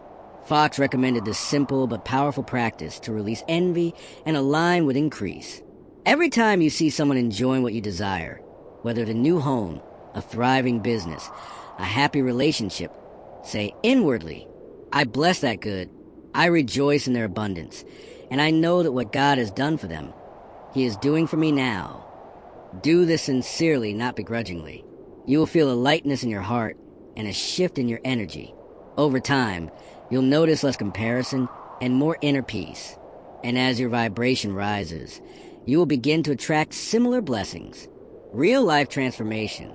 Many of Fox's students experience dramatic breakthroughs by practicing this. One woman, who constantly felt envious of a wealthy friend, began to bless her friend's prosperity every time she visited her luxurious home. Within a year, the woman herself received an unexpected inheritance that allowed her to buy her dream house. She realized that the act of blessing removed her internal resistance to wealth. Another man, jealous of a colleague's promotion, started affirming daily, I bless his success, and I am open to my own promotion in divine order.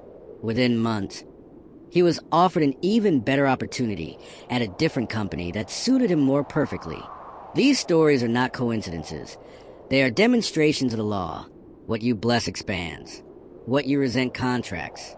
The deeper spiritual lesson. Ultimately, releasing envy is about trusting divine order. It's about knowing that your good cannot be taken away or delayed by someone else's success. What is meant for you will come. No one can block it. In fact, the more you celebrate the good around you, the faster your own good comes. The law of increase thrives in an atmosphere of joy, gratitude, and generosity. When you bless others, you're signaling to the universe, I'm ready for more. I'm in harmony with abundance. I believe there's enough for all. Remember, the same infinite intelligence that prospered them is alive in you. As Emmet Fox beautifully put it, when you rejoice in another's good, you throw open the windows of your own soul to receive the sunlight of God's blessings. So the next time you feel that twinge of jealousy, pause, breathe, and bless. Say, I am happy for their success. I bless their abundance and claim my own now. There is no competition in spirit. What God has done for them, He does for me in my own perfect way. Do this, and watch how your life begins to mirror the very blessings you once envied. The role of joy and play and expansion. Emmet Fox often reminded his students that spiritual growth and prosperity are not supposed to be heavy, serious, or burdensome. In fact, he taught that joy is a vital key to the law of increase. Why? Because joy represents the natural vibration of life itself. When you are joyful, you are in harmony with the divine flow of expansion. Think about it. Look at nature. The birds sing, the flowers bloom, the waves dance on the shore. There is no tension or strain in their growth. Life expresses itself easily, beautifully, and abundantly. This is exactly how your life is meant to expand. Through the energy of joy, not through fear or endless struggle. When you bring joy and playfulness into your life, you align yourself with the creative power of the universe. And in that state, things seem to unfold more effortlessly. Opportunities appear. Ideas flow. People respond to you differently. In contrast, when you're weighed down with worry, resentment, or stress, you close yourself off from that natural flow. Let's look deeper at why joy is such a powerful prosperity practice. Why joy unlocks more. Joy is a signal of faith. When you are joyful, you are essentially saying, I trust life. I know I'm supported. I expect good things. This trust opens a door for more blessings. On the other hand, when you're tense and fearful, you're broadcasting doubt, which slows down the law of increase. Joy raises your vibration. Everything in the universe is energy. When you're in a joyful state, your energy is light, expansive, and magnetic. It attracts people, opportunities, and resources naturally. You don't have to chase or force. Joy draws things toward you. Joy connects you to your true self. Emmet Fox taught that your higher self, your divine self, is never anxious or depressed. It is always peaceful, loving, and joyous. When you choose joy, even in small ways, you're aligning with that deeper part of yourself, which naturally knows how to create abundance. Joy multiplies what you focus on. When you find joy in the little things, gratitude for what you already have, you create a fertile atmosphere for more of it to grow. Joy is like sunlight. It makes everything bloom. How a lighthearted attitude attracts ease. Many people have been conditioned to believe that seriousness equals success. They think they must work harder, push more, and constantly grind to achieve their goals. But Emmet Fox pointed out that this mentality often works against the law of increase. When you are too serious or rigid, you create tension. Tension blocks creativity. It closes your mind to new ideas and solutions. But when you relax and take a more lighthearted approach, inspiration flows. You notice possibilities you would have missed otherwise. Think about the times in your life when something truly good happened. Meeting the right person, getting an unexpected opportunity, having a breakthrough idea. Did those moments come from stress and overthinking? Or did they come when you were relaxed, open, and perhaps even playful? Fox emphasized that ease and effortlessness are signs you're aligned with spirit. When you're in a joyful, playful state, you stop resisting the flow of life. And when there's no resistance, things can come to you with surprising speed and grace. Joy as a spiritual prosperity practice. Emmet Fox often said that one of the quickest ways to improve your life is to simply practice being happy. right where you are. Not waiting for everything to be perfect. Not saying, I'll be happy when I have more money or better circumstances. Why? Because waiting to feel joy until conditions change is backwards. It's like saying, I'll plant seeds after I see the flowers. The truth is, joy is the seed that creates the flowers. When you choose joy now, even in small doses, you activate the law of increase. Here are some simple ways to use joy as a prosperity practice. Start your day with gratitude. Name 5 things you're thankful for, no matter how small. Gratitude instantly creates a feeling of joy. Do something playful every day. Dance. Listen to uplifting music. Go for a walk in nature. Or engage in a hobby that makes you smile. Lighten your self-talk. Instead of criticizing yourself or worrying about outcomes, speak kindly and optimistically. Laugh more. Joy and laughter open your energy. Watch something funny, or simply share a light moment with someone you love. These may seem like small things, but they shift your vibration. And as your vibration shifts, so do your circumstances. Biblical roots of joy and increase. The Bible repeatedly connects joy with abundance and strength. The joy of the Lord is your strength. Nehemiah 8 verse 10. Joy gives you resilience, energy, and clarity. Key ingredients for growth. Delight yourself in the Lord, and He will give you the desires of your heart. Psalm 37 verse 4. Delight. Finding joy in spirit opens the way for your desires to manifest. A merry heart doeth good like a medicine. Proverbs 17 verse 22. Joy heals, restores, and attracts life-giving energy. Fox pointed out that these verses are not just poetic. They reveal a spiritual law. When you cultivate joy, you become a magnet for good. Examples from real life. Many people who applied Emmet Fox's teachings discovered that when they shifted from stress to joy, their circumstances improved almost effortlessly. One man who was struggling with money decided to take daily walks in the park, simply to enjoy nature. He said it made him feel lighter and more grateful. Within a few weeks, he received an unexpected job offer that doubled his income. A woman who was exhausted from trying to fix her life stopped pushing so hard. Instead, she started doing small things that brought her happiness. Painting, gardening, spending time with friends. Soon after, new clients started showing up for her business, without her doing any extra marketing. These stories are not coincidences. They are demonstrations of the law. When you shift into joy, you unlock the flow of life, turning serious effort into playful creation. Fox taught that even the way you approach your goals matters. If you try to manifest wealth or success with a heavy, anxious energy, you're resisting the very thing you want. But if you approach it with curiosity, fun, and openness, you invite it. Instead of saying, I must make this happen or I'll fail, shift to, I wonder how the universe will surprise me today? I'm open to wonderful things. This attitude of lightness is magnetic. It says to the universe, I trust you. I'm ready for more good. And trust always unlocks more. Joy is your natural state. Fox emphasized that you don't have to create joy. It's already your true nature. It's what you feel when you're not burdened by fear, worry, or self-doubt. Children are a perfect example. They live in joy naturally because they haven't yet been conditioned to believe in limitation. As adults, we can return to that natural joy by consciously choosing it. We can remind ourselves that life is not meant to be an endless struggle. The universe is friendly. Spirit wants to express more life, more love, more abundance through you. A simple joy practice. Here's a daily practice Emmet Fox recommended to open yourself to joy and increase. Take a moment of stillness each morning. Close your eyes and breathe deeply. Affirm quietly, I choose joy today. I am in harmony with life. Divine love and abundance flow through me easily and effortlessly. Smile intentionally. Even if it feels silly at first, smiling shifts your energy. Throughout the day, ask, what would bring me a little joy right now?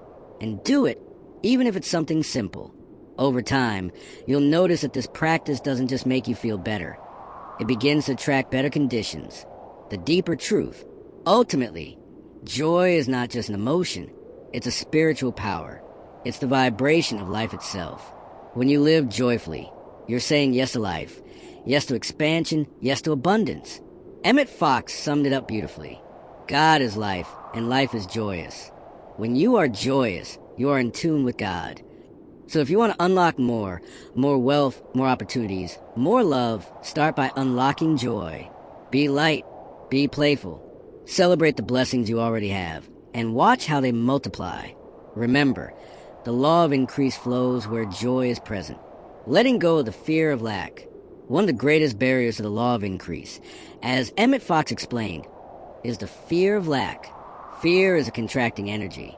It tightens your mind, closes your heart, and cuts you off from the very flow of abundance you desire. When you fear there isn't enough, whether it's money, opportunities, or resources, you unknowingly put yourself in a state of resistance. And in spiritual law, resistance blocks supply. The universe, by its very nature, is abundant. Life is always seeking to give more. There is no shortage in spirit. The infinite cannot run out. Yet most people live as if there is never enough. They think there's a limited pie. And if someone else gets more, it means there's less for them. This mindset of scarcity creates a self-fulfilling prophecy. You expect less, so you attract less. Emmet Fox taught that the key to true expansion is trusting in divine supply. It's about releasing the illusion of lack and aligning yourself with the endless source of good that already exists. Let's explore why fear of lack is so destructive and how you can move beyond it into a state of faith and flow. Why fear creates contraction. Fear, at its core, is a belief that you are separate from your source. It whispers, what if I don't have enough? What if I lose what I have? What if nothing better comes? When you entertain these thoughts, your body tenses, your breath shortens, and your energy contracts. This contraction is not just physical, it's spiritual. It creates a barrier around you. You become like a tightly closed fist that cannot receive. Even if blessings are trying to come your way, fear makes you miss them. It blinds you to opportunities and creative solutions. Think about times when you've been worried about money. Did you feel creative and open? Or did you feel stuck, anxious, and reactive? Fear shuts down your ability to think clearly. It makes you cling to what you have instead of allowing new flow. This is why Emmet Fox said fear is one of the greatest enemies of prosperity. You cannot receive freely if you are constantly expecting loss. The law of increase responds to your dominant vibration. If you live in fear, you're radiating not enough, and the universe simply mirrors that back. Understanding the truth of divine supply. To move beyond fear, you have to remember a fundamental spiritual truth. Your true source is God, and God is infinite. Your job, your clients, your bank account, or any other channel of money is not the source of your supply. They are merely instruments. The real source is the limitless intelligence that created the universe. That source cannot run out. It cannot fail. It is always seeking to express more life, more good, more abundance. When you deeply accept this truth, you stop looking at the outer world as the final authority. Even if one channel dries up, you know another will open because the source is never limited. Just as a river keeps flowing no matter how many rocks are in its path, divine supply will always find a way to reach you if you stay open. Emmet Fox would often remind his readers, God is your instant and endless supply. You are not dependent upon persons or circumstances, but upon God, the source of all good. When you shift your focus from fear of what you see in the outer world to trust in the invisible source, you begin to feel safe. You stop panicking over temporary conditions. You start to live in faith instead of anxiety. The spiritual practice of releasing control. Another reason fear arises is because we try to control everything. We want to know exactly how money or opportunities will come. And when we can't see the path, we start to doubt. But the truth is, you don't need to know how. That's not your job. Your job is to stay in alignment through your thoughts, feelings, and actions, and trust that the universe will arrange the details. Think of a farmer planting seeds. He doesn't stand over the soil, worrying about how the plant will sprout. He simply plants, waters, and trusts the natural law of growth. In the same way, your role is to plant seeds of faith and expectancy. You release control over the timing or method, knowing that spiritual law never fails. Emmet Fox called this casting the burden. When fear arises, you mentally hand it over to the divine.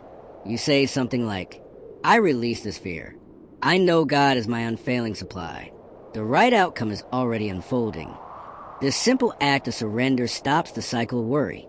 It clears the mental space for inspiration, guidance, and unexpected blessings to come. Biblical assurance against fear of lack.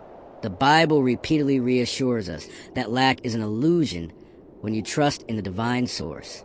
The Lord is my shepherd, I shall not want. Psalm 23 verse 1. Want or lack is not part of your divine inheritance. Look at the birds of the air. They do not sow or reap or store away in barns, and yet your heavenly Father feeds them. Are you not much more valuable than they? Matthew 6 verse 26. This verse reminds us that provision is natural and guaranteed. My God shall supply all your need according to his riches in glory. Philippians 4 verse 19. The supply is not according to the economy or your circumstances. It's according to the infinite riches of spirit. When you meditate on these truths, fear begins to dissolve. You remember that you are cared for, always. Practical steps to let go of fear of lack. Notice and name your fear. Instead of letting fear run in the background, bring it into the light. Ask yourself, what am I afraid of losing? Where do I feel insecure? Awareness is the first step to healing. Affirm the truth of abundance. Replace fear thoughts with true thoughts. For example, I am always divinely provided for. Infinite supply flows to me freely and easily. I am safe. God is my source. Release control through prayer. When you catch yourself worrying about the how, pause and say, I let go and let God handle this. I trust the perfect unfoldment of my good. Take small, inspired actions. Even as you trust, you stay open and responsive. Sometimes letting go of fear means simply doing the next small step with faith, without overthinking the entire journey. Practice generosity. Fear says, I have to hold on tight to what I have. Faith says, I can give freely because I know more is coming. Even small acts of generosity can break the energy of fear and remind you that there is always enough. A real-life example. Fox told the story of a woman who constantly feared she wouldn't have enough money to pay her bills. Every month, she would panic, obsess over her bank account, and feel trapped. When she learned about divine supply, she decided to try a new approach. Instead of worrying, she affirmed daily, I am one with the infinite supply of God. All my needs are met in divine order. She also practiced gratitude for whatever money she did have, blessing it instead of criticizing it. Within weeks, unexpected income appeared, a long overdue payment, a refund she didn't expect, and a freelance opportunity. By releasing fear and focusing on faith, she opened the flow. The feeling of safety unlocks flow. At the core of letting go of fear is cultivating a sense of inner safety. When you know you are connected to an infinite source, you stop gripping so tightly to the little you see in front of you. You stop making decisions out of desperation. Instead, you move with calm confidence. You trust that what you need will appear at the right time. And in that relaxed, receptive state, you can see and receive the opportunities the universe is constantly offering. Affirmations to release fear of lack. I live in a universe of endless abundance. I am always taken care of. Divine supply meets my every need. I release fear and open a flow. Say these daily, not mechanically, but with feeling. Imagine the relief and freedom of truly knowing you are safe and supported. The deeper spiritual lesson. Ultimately, fear of lack is a misunderstanding of your true nature. You are not a limited being in a limited world. You are a spiritual being connected to an infinite source. When you remember this, fear loses its grip. Emmet Fox beautifully summarized it this way. There is no lack in God, and you are in God. Therefore, there can be no lack in you, except by false belief. Let go of fear, and you will see abundance where you once saw limitation. When you release fear and trust divine supply, the law of increase naturally begins to work for you. Your life expands, not through struggle, but through faith, generosity, and circulation. The law of increase is not just about what you receive. It is also about what you give. Emmet Fox often emphasized that true prosperity is rooted in circulation. Just as the blood in your body must flow to keep you alive, money, resources, and blessings must flow in your life to keep them alive. When you hoard or cling to what you have, you block that flow. But when you give freely, you set the law of increase in motion, and more begins to return to you in multiplied ways. This is one of the most powerful spiritual secrets. You cannot outgive life. Whatever you give, whether it's money, time, kindness, or energy, returns to you. It may not always return from the same source you gave it to, but it always returns, often multiplied. This is not just a moral principle. It's a universal law of energy.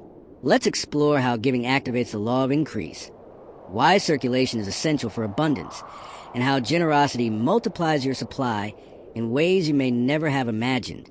Giving opens a channel for more. Imagine a river that flows freely. The water is fresh, clean, and full of life. But if you dam it up, refusing to let it move, the water becomes stagnant, murky, and lifeless. The same is true with money, blessings, and resources. If you hold too tightly to what you have out of fear, you block the flow of new supply. Emmet Fox explained that the universe responds to your inner attitude. When you are generous, you are essentially declaring, I trust there is always more where that came from. This faith-filled action aligns you with the infinite supply of God. On the other hand, when you cling tightly to what you have, you are declaring, there isn't enough. I have to hold on, or I'll lose. This fear-based action blocks the law of increase. In other words, your giving reflects your belief in abundance. If you believe the source is infinite, you give with joy and confidence, knowing you will be replenished. If you believe the source is limited, you hold back and shrink your own receiving. Circulation is the key to life. Look around at nature. Everything circulates. The seasons change. The tides move in and out. The air flows through your lungs. Life is a constant exchange. If anything in nature stopped circulating, it would decay. Prosperity works the same way. Money is not meant to sit and stagnate. It is meant to move, to flow to you and through you. When you release money in the spirit of love, blessing, and generosity, you keep the circulation alive. And in this circulation, it naturally returns. Fox liked to say, you cannot keep your good to yourself. Just as you cannot inhale without exhaling, you cannot truly receive without also giving. When you participate in this divine circulation, you stay connected to the flow of life itself. Why giving sets the law of increase in motion. Giving does more than just help others. It changes you. It shifts your vibration from fear to faith. It tells your subconscious mind that you are safe, supported, and connected to abundance. It breaks the hypnotic spell of not enough that keeps so many people trapped. When you give, you prove to yourself that you are not in lack. Even if it's a small gift, the act of giving sends a signal to your mind that you already have enough to share. You create a vacuum that must be filled. When you release something, you open space for more. The universe does not like a vacuum. It rushes to fill it, often in unexpected ways. You align with the energy of abundance. Generosity radiates love and faith, and that energy attracts similar experiences back to you. This is why so many spiritual teachers have said that when you feel most afraid about money, that's the best time to give something. Even if it's small, giving in the face of fear immediately shifts you into a new state of consciousness. Emmet Fox's stories of generosity. Fox often shared examples of how generosity brought unexpected blessings. One story involved a man who had been struggling with his business. He barely had enough to cover his own expenses. But after hearing Fox speak on the law of circulation, he decided to start giving a small portion of his income to help others. He didn't do it out of guilt or obligation. He did it joyfully, trusting the principle. Within weeks, new clients began coming to him from completely unexpected sources. His business doubled within a few months. Why? Because by giving, he stopped radiating fear and started radiating faith and generosity. The universe responded to that new vibration. Another example was of a woman who desperately needed a certain amount of money for rent. She felt panicked and closed off, afraid she would lose her home. Fox advised her to take a small portion of the money she did have and give it to someone in greater need, with the conscious intention of opening the flow. She reluctantly gave a small gift to a neighbor who was worse off than she was. Just 2 days later, she received a letter with an unexpected refund that completely covered her rent and left her with extra. That act of circulation release the blocked energy.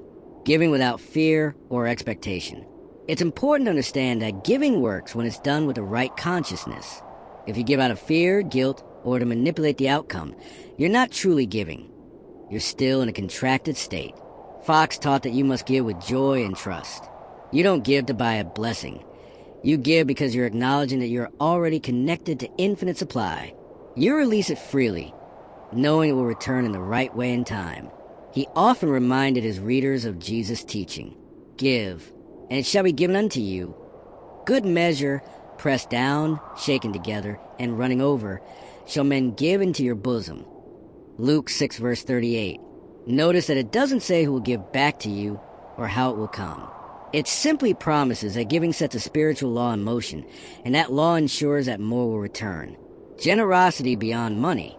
While we often think of giving in terms of money, it's not limited to that. You can give in many ways. Give encouragement. A kind word can uplift someone and create ripples of good. Give time. Helping someone without expecting anything in return is a form of generosity. Give your talents. Sharing your skills or creativity can bless others and open doors for you. Give love. Sometimes the greatest gift is simply showing genuine care. Every form of giving creates movement in your life. It breaks stagnation and opens a door for new blessings to flow back. Practical ways to start circulating. Bless everything you give. When you pay a bill, instead of feeling resentment, bless the service you receive and affirm, I give this freely, knowing it returns to me multiplied. Give something every week. It doesn't have to be large. Even a small intentional gift keeps the flow alive. Look for hidden opportunities to give. Maybe it's helping a friend, tipping a little extra, or donating an item you no longer use. Give with joy. If you give grudgingly, it won't have the same effect. Always give with a sense of gratitude and trust. The circulation cycle. How it returns. When you give, you set off a cycle. You release something with love. You create a space for new good to enter. The universe fills that space with something even better. Sometimes it returns as money. Other times it comes as opportunities, new relationships, or unexpected blessings. The how doesn't matter. What matters is that the law always works. Fox often said that generosity is the fastest way to break the feeling of lack. It reminds you that you are not a victim. It reconnects you to the flow of life, which is always abundant. A simple giving affirmation. Before you give anything, you can say, I give freely and fearlessly, knowing it returns to me multiplied. I am in the flow of divine abundance. This aligns your mind and energy with the law of increase, the deeper lesson of circulation. In the end, generosity isn't just about receiving more. It's about realizing that you are part of something bigger. You are part of the infinite life of God, which is always expressing itself through you and through others. When you give, you become a channel for that life. Emmet Fox summed it up beautifully. You cannot keep your good to yourself. The more you give, the more you live. The more you circulate, the more you increase. For life is circulation. So if you want to experience greater increase in your life, start the circulation. Give something today, money, kindness, gratitude, and watch how the universe responds. Divine ideas as seeds of increase. When most people think about wealth, they think of money, dollars in the bank, properties, investments, or material possessions. But Emmet Fox reminded his students of a deeper truth. Money is never the true source of wealth. The real wealth lies in ideas, and more specifically, in divine ideas, inspirations and insights that come from the infinite intelligence of God. Every invention, every successful business, every life-change opportunity begins as an idea. Before there was a car, there was an idea for a car. Before there was a thriving company, there was a vision in someone's mind. Even the most ordinary act of earning money is rooted in an idea for a service, a skill, or solution to a problem.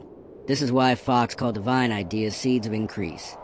Just like a tiny seed holds the potential to become a tree bearing endless fruit, a single inspired thought can lead to abundance beyond anything you've imagined.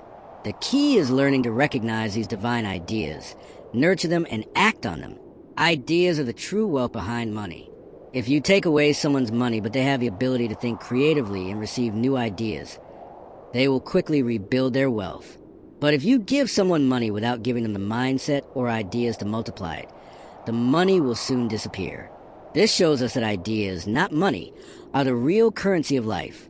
Money is just a byproduct, a reflection of ideas put into action. For example, think of the Wright brothers. They didn't have huge sums of money, but they had an idea. The belief that humans could fly, that idea eventually transformed the entire world. Or consider Thomas Edison, who created the light bulb, the phonograph, and many other inventions. He didn't just stumble upon wealth. He generated divine ideas that changed lives, and wealth naturally followed. Emmet Fox taught that divine ideas come directly from God, the source of infinite intelligence. You don't have to force them. You don't even have to be special to receive them. You simply need to align your mind with God and open yourself to inspiration. Why inspiration leads to opportunities. When a divine idea comes, it often feels simple, natural, and almost obvious.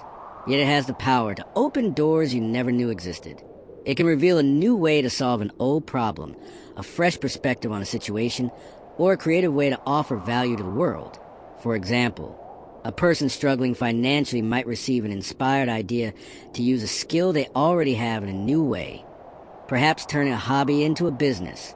Someone in debt might suddenly realize a new approach to negotiate, reorganize, or pay it off more easily.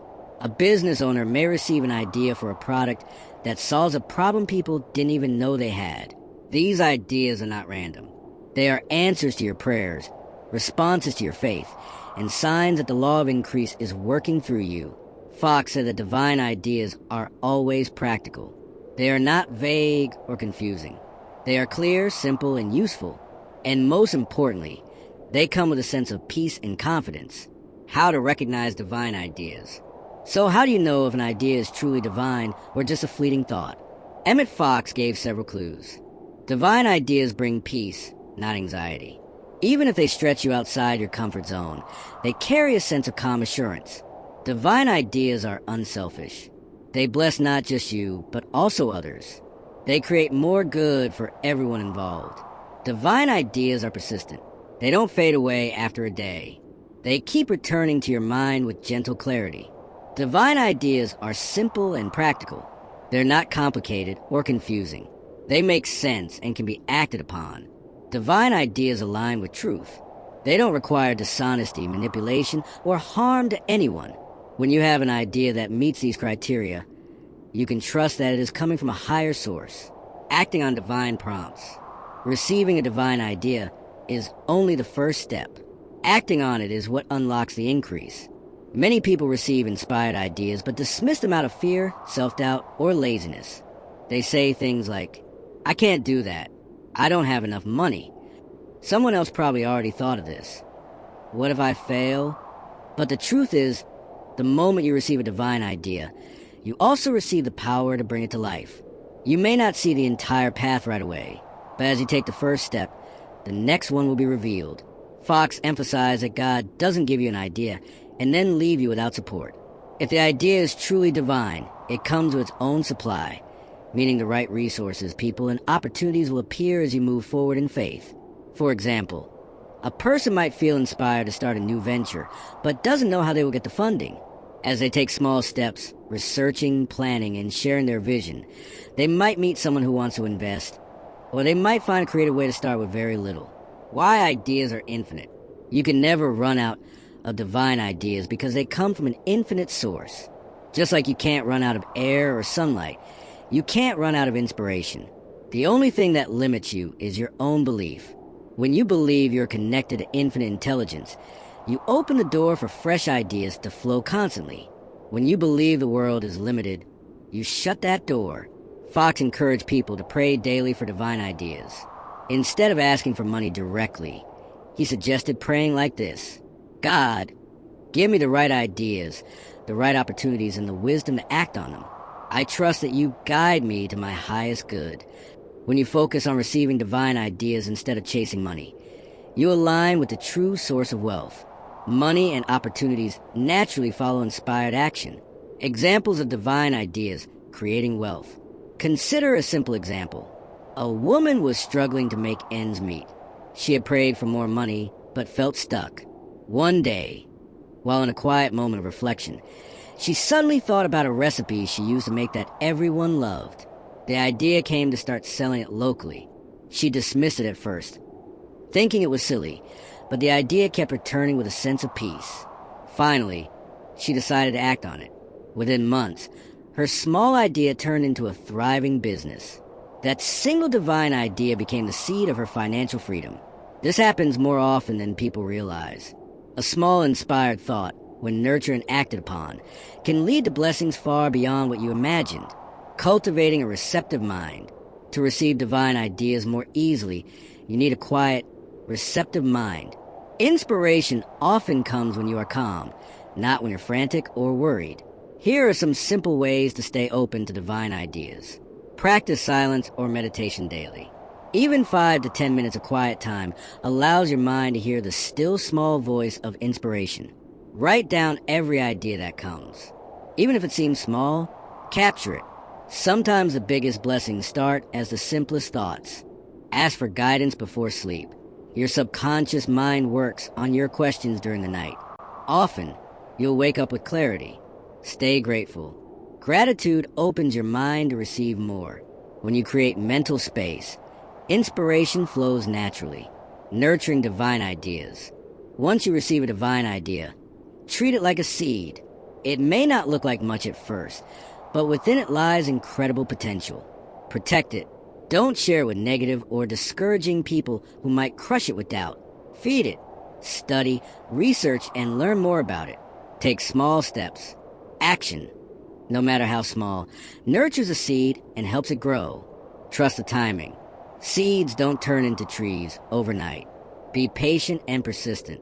As you nurture the idea with faith and consistent effort, it will expand and bear fruit. A daily prayer for divine ideas. Here's a simple prayer Fox often recommended. Divine intelligence, reveal to me the ideas that lead to my highest good. Guide my thoughts, words, and actions so that I may prosper and serve others in the best way. I am open and receptive to inspired ideas now. Pray this sincerely, and then go about your day with expectancy.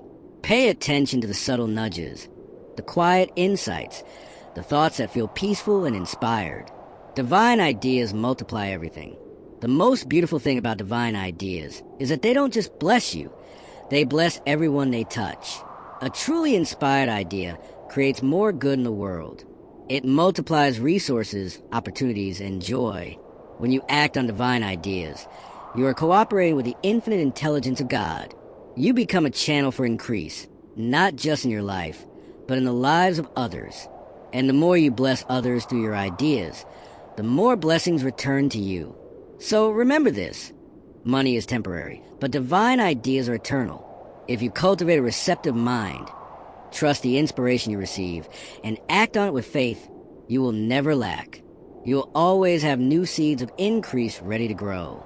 As Emmet Fox would say, a single right idea is worth more than a lifetime of struggle. The law of mental equivalence. Emmet Fox often said that life is a mirror of your inner state. Whatever you consistently hold in your mind, whatever you truly believe about yourself and the world, eventually shows up in your outer circumstances. This idea is beautifully captured in what he called the law of mental equivalence.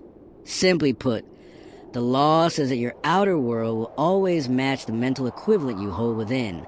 If you want to experience more abundance, health, love, or success, you must first create a mental equivalent, a clear, expanded inner picture of what you desire. You cannot receive what you do not mentally accept. Imagine for a moment that your mind is like a mold. The universe pours its infinite substance into that mold, taking the exact shape you have created in your thoughts and feelings. If your mold is small, you will receive only a small result. If your mold is expansive, you will receive more. So the question becomes, what is the size of your mental equivalent? Why you must hold a bigger mental image to grow? Most people unconsciously limit themselves.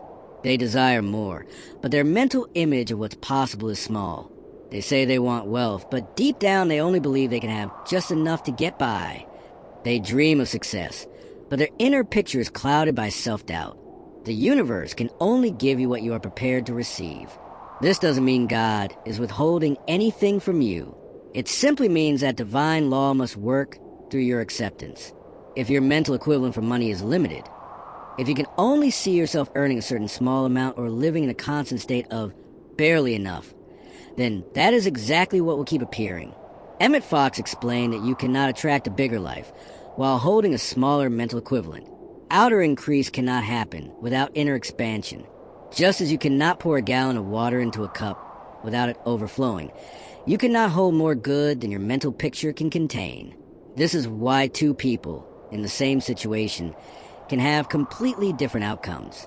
One person sees only limitation, and so they stay stuck. Another sees opportunity, envisions a better future, and takes inspired action, and life responds to their inner belief. So, if you want to grow in any area, whether it's finances, relationships, health, or creativity, you must first expand a mental image you hold within. How inner pictures expand outer life. Let's look at how this works. Everything you experience is shaped by your mental pictures. For example, if you constantly imagine yourself struggling with money, that picture imprints on your subconscious mind. It becomes a blueprint, and life rearranges itself to match. Bills pile up, opportunities slip away, and you feel trapped in lack. But if you imagine yourself financially free, paying bills easily, saving joyfully, living in abundance, that picture begins to take root. Your subconscious accepts it as normal. You start making different decisions, noticing new opportunities, and attracting circumstances that align with that vision. The same principle applies to all areas of life. If you want better health, you must hold the image of yourself vibrant and strong, not sick and weak. If you want better relationships, you must picture harmony and love, not conflict. Fox said that the outer world is simply a reflection of the mental equivalent you hold most deeply. And here's the encouraging part. You have the power to change that inner picture anytime. When you change a mental equivalent, the outer result must also change. It's like upgrading a blueprint. The building will follow the new design. Why people stay small? Many people unknowingly hold tiny mental equivalents. They may say they want a better life, but their inner picture is still shaped by past experiences, limiting beliefs, or the opinions of others. They think, I grew up poor, so I'll always struggle with money. People like me never get ahead. I'm not smart enough, lucky enough, or worthy enough. These hidden beliefs act like a ceiling. You can only rise as high as your inner picture allows. It's like planting a seed in a small pot. The plant can only grow as big as a container. To grow more, you must repot yourself into a bigger mental equivalent, step by step, enlarging your mental equivalent for wealth. So, how do you build a bigger mental equivalent for wealth and abundance? Emmet Fox gave simple but powerful steps. 1. Decide what you really want. First, you must be clear about what you want to expand into. Vague desires create vague results. Do you want a specific income? A certain lifestyle? A level of financial freedom where you can give generously and live with ease? Take time to define it clearly. The more specific your vision, the easier it is for your subconscious to accept and for the universe to respond. 2. Create a clear mental picture. Once you know what you want, build a vivid inner picture of it.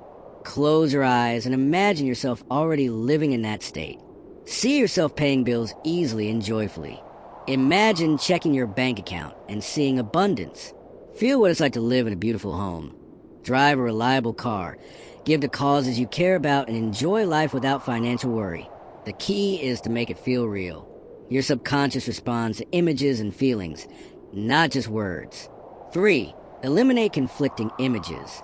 If you spend a few minutes visualizing abundance, but then spend the rest of the day worrying about debt, you're sending mixed signals. You must stop feeding your mind with pictures of lack. This means avoiding conversations, news, and even self-talk that reinforce limitation. Replace them with affirmations and images that align with your new mental equivalent. 4. Speak and think in alignment. Your words must match the mental equivalent you're building. If you're affirming abundance in your mind but saying things like, I can't afford that, or money is so hard to come by, you're shrinking your mold. Instead, begin speaking as if abundance is already part of your life. Say things like, I always have more than enough for everything I need. I am divinely supplied and supported. Money flows to me freely and easily. 5. Act as if. This doesn't mean being reckless or spending money you don't have. It means aligning your behavior with your new mental equivalent.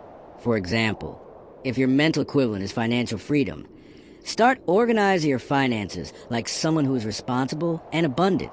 If your mental equivalent is generosity, start giving in small ways now. When you act in harmony with your vision, you strengthen it. 6. Stay persistent. Changing your mental equivalent takes consistency. You're replacing years of old programming with a new pattern. Don't get discouraged if results don't show up instantly. Remember, a seed takes time to sprout. Keep holding the vision. The more you impress it on your mind, the more natural it becomes. A simple practice. Here's a simple exercise Fox often suggested. Spend 5 to 10 minutes each day in quiet reflection. Visualize your life as you want it to be, clearly and in detail. Feel gratitude as if it's already done. Then go about your day expecting that life is rearranging itself to match your new mental equivalent. Examples of mental equivalents in action. A woman struggling financially wanted a better job, but always pictured herself as just an average worker. She realized this mental equivalent was too small. She began imagining herself in a higher role, confident, capable, and well compensated. Within weeks, an unexpected promotion opportunity appeared. Another man wanted to expand his business, but secretly believed he wasn't ready for more. He worked on enlarging his mental equivalent by visualizing bigger success, feeling deserving of it, and affirming his readiness. Soon, new clients and contracts began to flow in. In both cases, the outer results shifted only after the inner picture expanded. Why this law is unfailingly reliable. The law of mental equivalence is not a theory. It's a universal principle. Life cannot give you more than you are mentally prepared to receive. But the moment you expand your inner image, life must expand to match it. This is why Fox said, change your mind and you change your life. So, if you desire more wealth, don't just chase money. Enlarge your mental equivalent for wealth. See yourself as abundant. Feel yourself worthy of increase. Act in harmony with your vision. As you do this, your inner world grows bigger, and your outer world has no choice but to follow, trusting the timing of increase. One of the greatest challenges on the journey of personal and spiritual growth is learning to trust the timing of your increase. In our modern world, where instant gratification is the norm, it can feel frustrating when your desires, prayers, or affirmations don't seem to manifest immediately.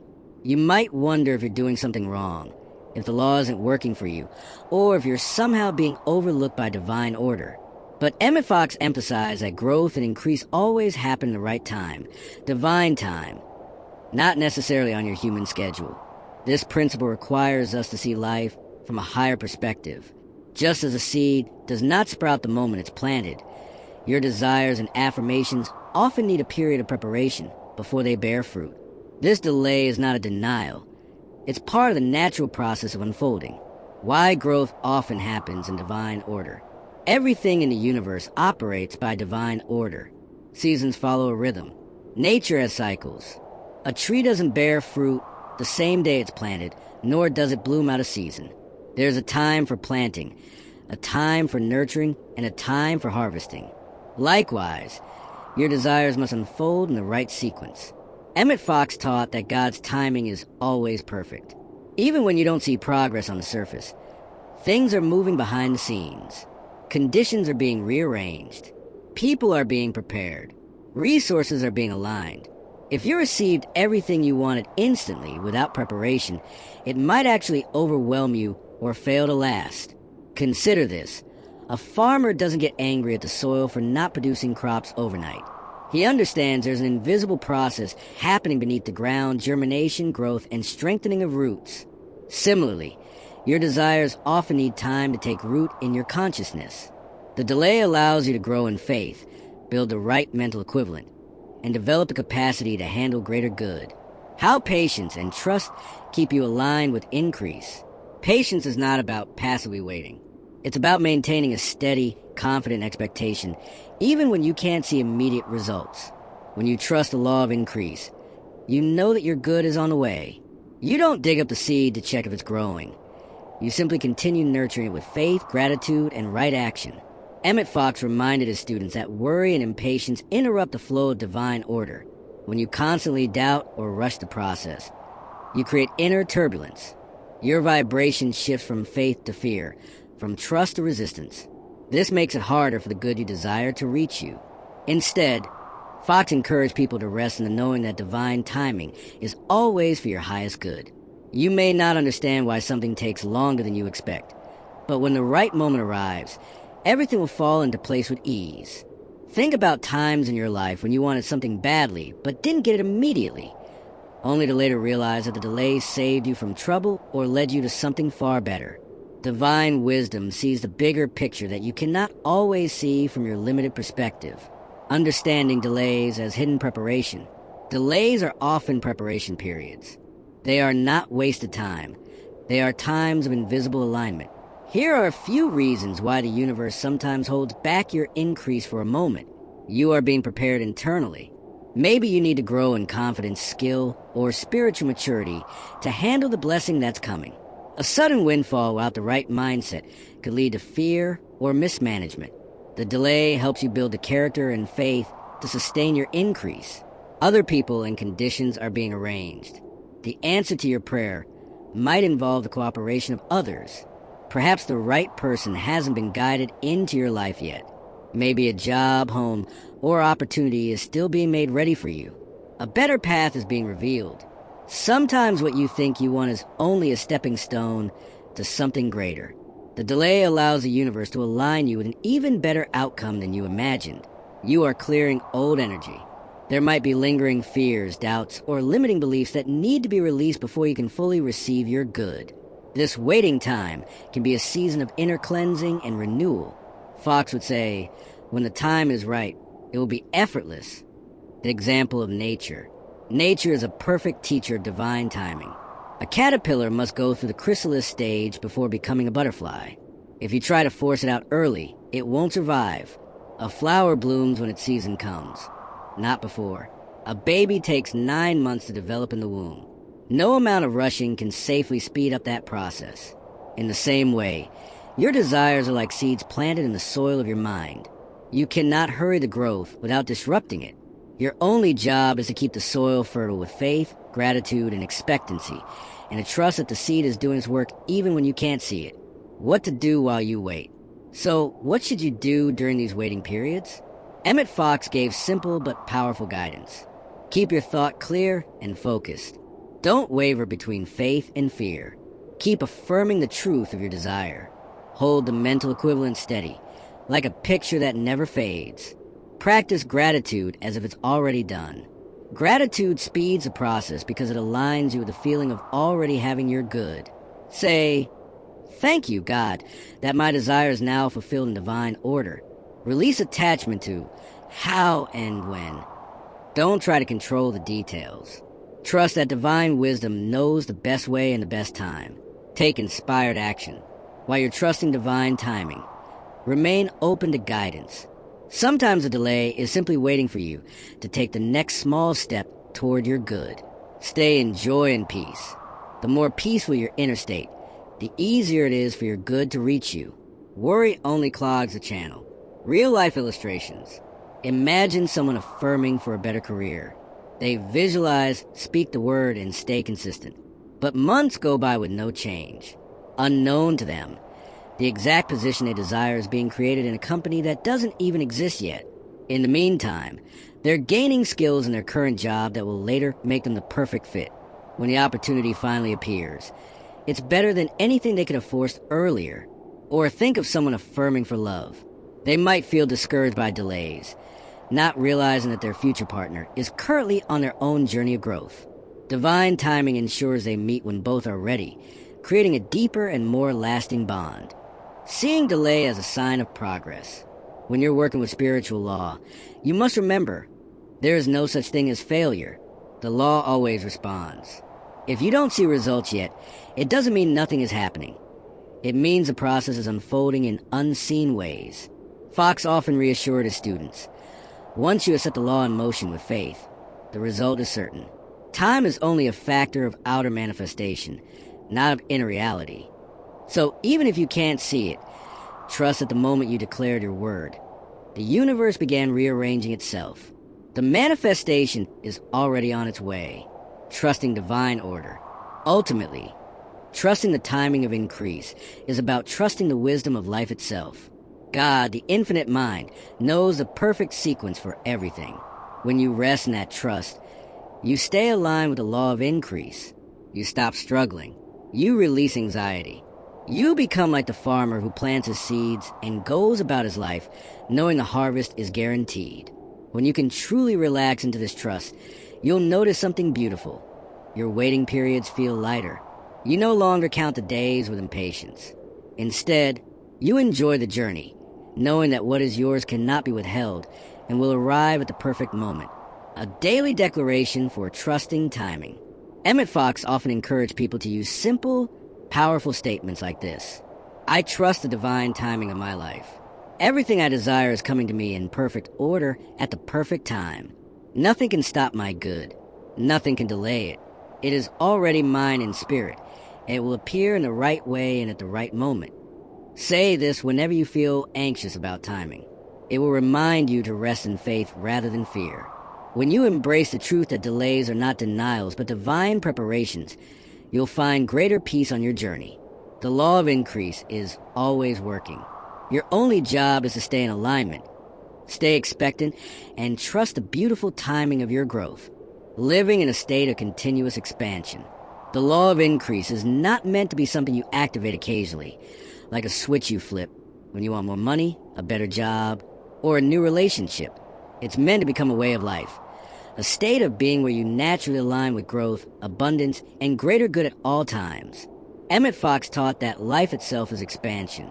Everything in the universe seeks to grow, unfold, and express more of its potential. When you harmonize with this principle, you step into a life of continuous expansion, making the law of increase a lifestyle. Many people treat spiritual principles as emergency tools.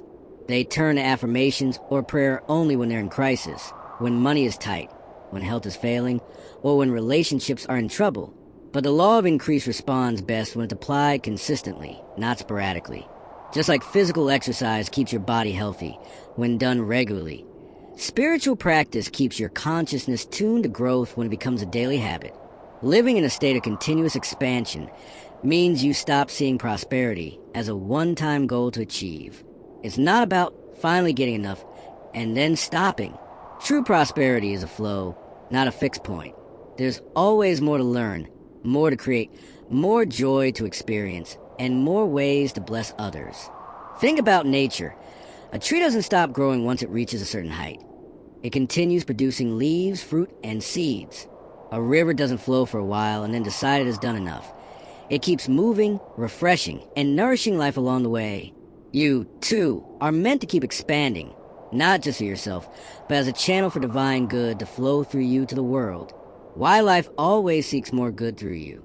Emmet Fox often reminded his students that God is infinite. Infinite life cannot remain static. It must constantly express more of itself. Because you are an expression of this infinite mind, you are designed for growth. That's why you naturally desire more. More love, more beauty, more understanding, more freedom. Some people misunderstand this desire for more. They think wanting more is selfish or greedy. But when understood correctly, this desire is actually divine. It's the life of God in you, seeking greater expression. When you desire to expand your income, improve your health, or enrich your relationships, it's not just for your own sake. It allows you to become a greater blessing to others. A bigger life means a bigger contribution. Imagine what happens when you expand financially. You're able to give more, support more causes, create more opportunities for others. When you grow spiritually, you radiate more peace, wisdom, and love to everyone around you. So continuous expansion is not just about personal gain. It's about becoming a clearer channel for the infinite good that wants to move through you, creating an environment of ongoing growth. To live in a state of continuous expansion, you must create an inner and outer environment that supports growth. Here are key practices Emmet Fox emphasized on maintaining an atmosphere of increase. Keep your thoughts fresh and open. The mind can easily fall into ruts, repeating the same patterns of fear, doubt, or limitation. Break that cycle by constantly feeding your mind with uplifting, expansive ideas. Read inspirational books, listen to positive talks, and surround yourself with people who encourage growth rather than stagnation. Stay curious and keep learning. Continuous expansion thrives on curiosity. Never assume you've arrived or that you know it all. Be willing to explore new opportunities, learn new skills, and embrace new ways of thinking. Life always has more to teach you. Practice gratitude daily. Gratitude keeps you aligned with the law of increase because it focuses your attention on what's already good and abundant. As Fox taught, gratitude is the key to multiplication. The more you appreciate your current blessings, the more they grow. Keep blessing and giving. Expansion is a flow. If you try to hoard or hold on tightly, the flow stops. But when you bless others, share your time, talents, and resources, you open the channel wider for more to come through. Speak words of increase. Make it a habit to speak only what uplifts and expands. Avoid gossip, criticism, and words of lack. Instead, declare life, abundance, and success for yourself and for others. As Florence Scovel Shinn said, "Your word is your wand," and Fox agreed that words shape reality.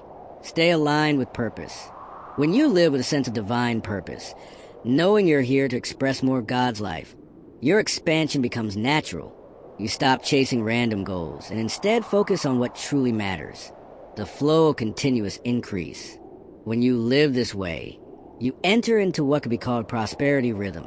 Instead of seeing life as a series of ups and downs, where you sometimes have and sometimes lack, you experience a steady unfolding of good. You begin to notice that even challenges lead to greater growth. Doors open more easily. New ideas come at the right time. People and resources appear just when you need them. This doesn't mean you'll never face obstacles. But even in difficulty, you'll feel an underlying confidence that life is moving you toward more, not less. You'll understand that every ending is simply the seed of a new beginning. Fox often compared this to a spiral. Life doesn't just go in circles, repeating the same thing endlessly. It spirals upward.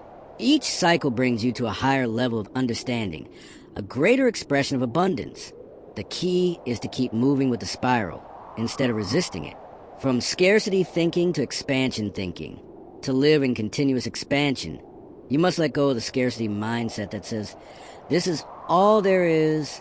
Many people unconsciously believe that life is a zero-sum game, that if someone else gains, they lose. This belief creates fear, competition, and contraction. But in spiritual truth, there is no limit to how much good can flow through your life. The universe is infinite. When you expand, you don't take away from anyone else. You actually help raise a collective vibration, making it easier for others to expand too. Fox urges students to replace scarcity thoughts with expansion thoughts. Instead of saying, "I hope this is enough," say, "There's always more where this came from." Instead of fearing loss, declare, "I live in a universe of endless supply." This shift in consciousness keeps you aligned with growth, living as an example of divine increase. When you live in a state of continuous expansion, you become an inspiration to others. People notice your joy, your ease, your generosity. They see that you're not just surviving, you're thriving, and you're helping others thrive too. This is one of the most powerful ways to serve the world. By embodying the law of increase, you show others what's possible. You become living proof that life is meant to expand, not contract. You demonstrate that aligning with spiritual law brings real, tangible results. Fox believed that your life should be a light, not just your own good, but to guide others out of fear and into faith. Your continuous expansion creates a ripple effect that lifts the consciousness of those around you. A daily expansion practice. To keep yourself in a state of ongoing growth, you might adopt a simple daily practice like this. Morning. Spend a few moments affirming, "Today I expand into greater good. Life is always increasing through me." Visualize yourself surrounded by light, open to new opportunities and blessings. Throughout the day, whenever you face a decision or challenge, silently say, "Infinite wisdom guides me to more life, more good, more success." Evening. Reflect on the day and give thanks for all the ways you experience growth, even in small things. Then affirm, Tomorrow brings even greater increase in divine order. This keeps your mind tuned to expansion at all times, remembering the truth. Ultimately, living in a state of continuous expansion means remembering that you are an expression of an infinite God. Infinite life cannot be limited. It will always seek to pour more good into and through you. The more you align with this truth, the less you fear the future. You realize that there will always be new opportunities, new blessings, new levels of joy and abundance waiting to unfold. You stop clinging to the past or worrying about what you might lose because you know that the law of increase never stops. Fox summed it up beautifully. There is no limit to the good that can come into your life. It is only your consciousness that sets the boundaries. Lift your consciousness, and life will rise to meet it. So live in expansion. Expect more. Give more, love more, learn more, and you'll find that life responds with endless increase. Conclusion: becoming a channel for infinite increase. As we come to the final understanding of the law of increase, it becomes clear that this principle is not about selfish gain or material hoarding. It is about becoming an open channel for divine abundance to flow into the world through you. Emmet Fox emphasized that true prosperity is not only for personal comfort, but also for expressing the nature of God, who is infinite life, infinite love, and infinite good. When you align yourself with the law of increase, you're not just seeking more for yourself. You are allowing God's nature to manifest in greater ways through your life. You become a living example of what divine abundance looks like in practical form. And when others witness this, it awakens their faith in the same principle, seeing yourself as an instrument of God's abundance. Imagine a clear glass window. When it is clean and open, the sunlight pours through it, illuminating everything around. In the same way, when you keep your mind and heart open to increase, free from fear, doubt, and limitation, you allow the light of God's abundance to shine through you. This perspective shifts everything. Instead of thinking, how much can I get for myself? You begin to ask, how much good can flow through me into the world? You start seeing yourself as part of a divine circulation. Money, ideas, opportunities, and love are all currents in a vast ocean of infinite supply. They are meant to move, to circulate, to bless. When you block the flow with fear, hoarding, or envy, you cut yourself off from the very source that sustains you. But when you keep the flow moving, by giving, blessing, and sharing, you keep yourself aligned with the never-ending stream of divine increase. Emmet Fox will remind his students that God is the source of all supply. Jobs, investments, or other people are just channels. When you see yourself as one of those channels, you stop clinging to external forms because you know the true source is infinite. Why expecting more is a spiritual responsibility. Many people hesitate to expect more because they've been taught that wanting more is selfish or unspiritual. But Fox turned this idea upside down. He explained that limiting yourself is actually a form of denying God's nature. If God is infinite, then his expression through you must also be expansive. Think of it this way: a flower that refuses to bloom doesn't serve anyone. A tree that refuses to bear fruit is not fulfilling its purpose.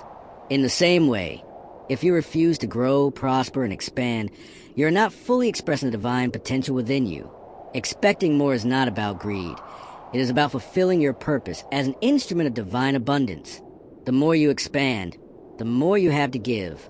The more you grow in wisdom, love, and resources, the more you can uplift others. Emmet Fox often reminded people that poverty does not serve God. Struggle, lack, and limitation are not spiritual virtues. Abundance, when rightly understood, allows you to live freely to help others and to demonstrate the richness of the life of God. By expecting more, you're not taking from anyone else. You're simply allowing more of the infinite to flow through you. A final prosperity affirmation. To seal this understanding, let's affirm a final prosperity declaration inspired by Emmet Fox's teachings. As you read or speak this, imagine yourself radiating light, completely open to the flow of infinite good. I am an open channel for divine abundance. God is my unfailing source, and his infinite supply flows through me freely and without limit. I expect more good, more love, more wealth, and more opportunities because I know the nature of God is endless increase. I bless all that I have, and I bless the increase that is now unfolding. I give freely. I receive joyfully, and I live in harmony with the law of divine circulation. I am a living expression of God's infinite prosperity. And so it is. This affirmation carries the essence of the law of increase. It acknowledges God as a source. It opens your consciousness to expect more, and it affirms your role as a channel rather than a reservoir, living beyond fear, doubt, and limitation. When you embrace this final understanding, fear and doubt lose their grip on you. You no longer feel the need to compete with others, because you know that divine supply is infinite. You stop worrying about how your good will come, because you trust that God has endless channels to reach you. Instead of seeing the world as a place of scarcity, you see it as a field of infinite possibilities. You recognize that every limitation is only a mental barrier, and that mental barriers can be dissolved by aligning your thoughts with truth. You also begin to naturally uplift others. Your words, actions, and even your presence start inspiring people to believe in greater possibilities for themselves. You become a living demonstration that abundance is not reserved for a select few. It is a natural birthright of all who align with divine law. Expansion without end. One of the most beautiful aspects of the law of increase is that it never stops. There is no final destination where you say, "Now I've achieved everything." Life keeps unfolding. There's always more to learn, more to create, more love to give and receive. Fox often reminded his students that the universe is infinite. You will never exhaust its supply. No matter how much you grow, there will always be a new level of expansion waiting for you. This makes life exciting, vibrant, and endlessly creative. A ripple effect of good.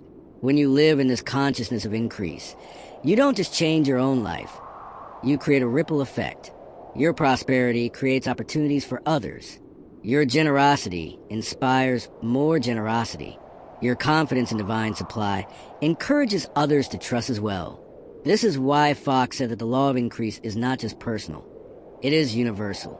Every time one person aligns with it, the whole world benefits, becoming a channel of infinite increase. So the ultimate conclusion is this. You are not here to live small, to barely survive, or to hold back your potential. You are here to become a channel for infinite increase. You are like a river through which divine abundance flows. The more you allow it to move through you, without fear, resistance, or selfishness, the more it replenishes you and blesses everyone around you. You are here to express more of God's life every day. More wisdom, more love, more creativity, more joy, and yes, more material prosperity, because that allows you to live fully and serve more effectively. Your spiritual responsibility to shine. Finally, remember this. Playing small does not serve anyone. Denying your potential, shrinking your desires, or settling for less than you're capable of is not humility. It is a form of spiritual forgetfulness. When you let yourself expand, you honor the source that created you. You show the world what is possible when someone aligns with divine law. You inspire others to believe in their own potential. So expect more, not from a place of greed, but from a place of knowing who you really are, an expression of infinite life. Closing thought. Emmet Fox summed up the law of increase in this simple truth. There is no limit to the good that can flow into your life. The only limit is the one you set in your own mind. So release all limits. Expect more, give more, receive more, and know that as you become a channel for infinite increase, you are fulfilling your highest spiritual purpose.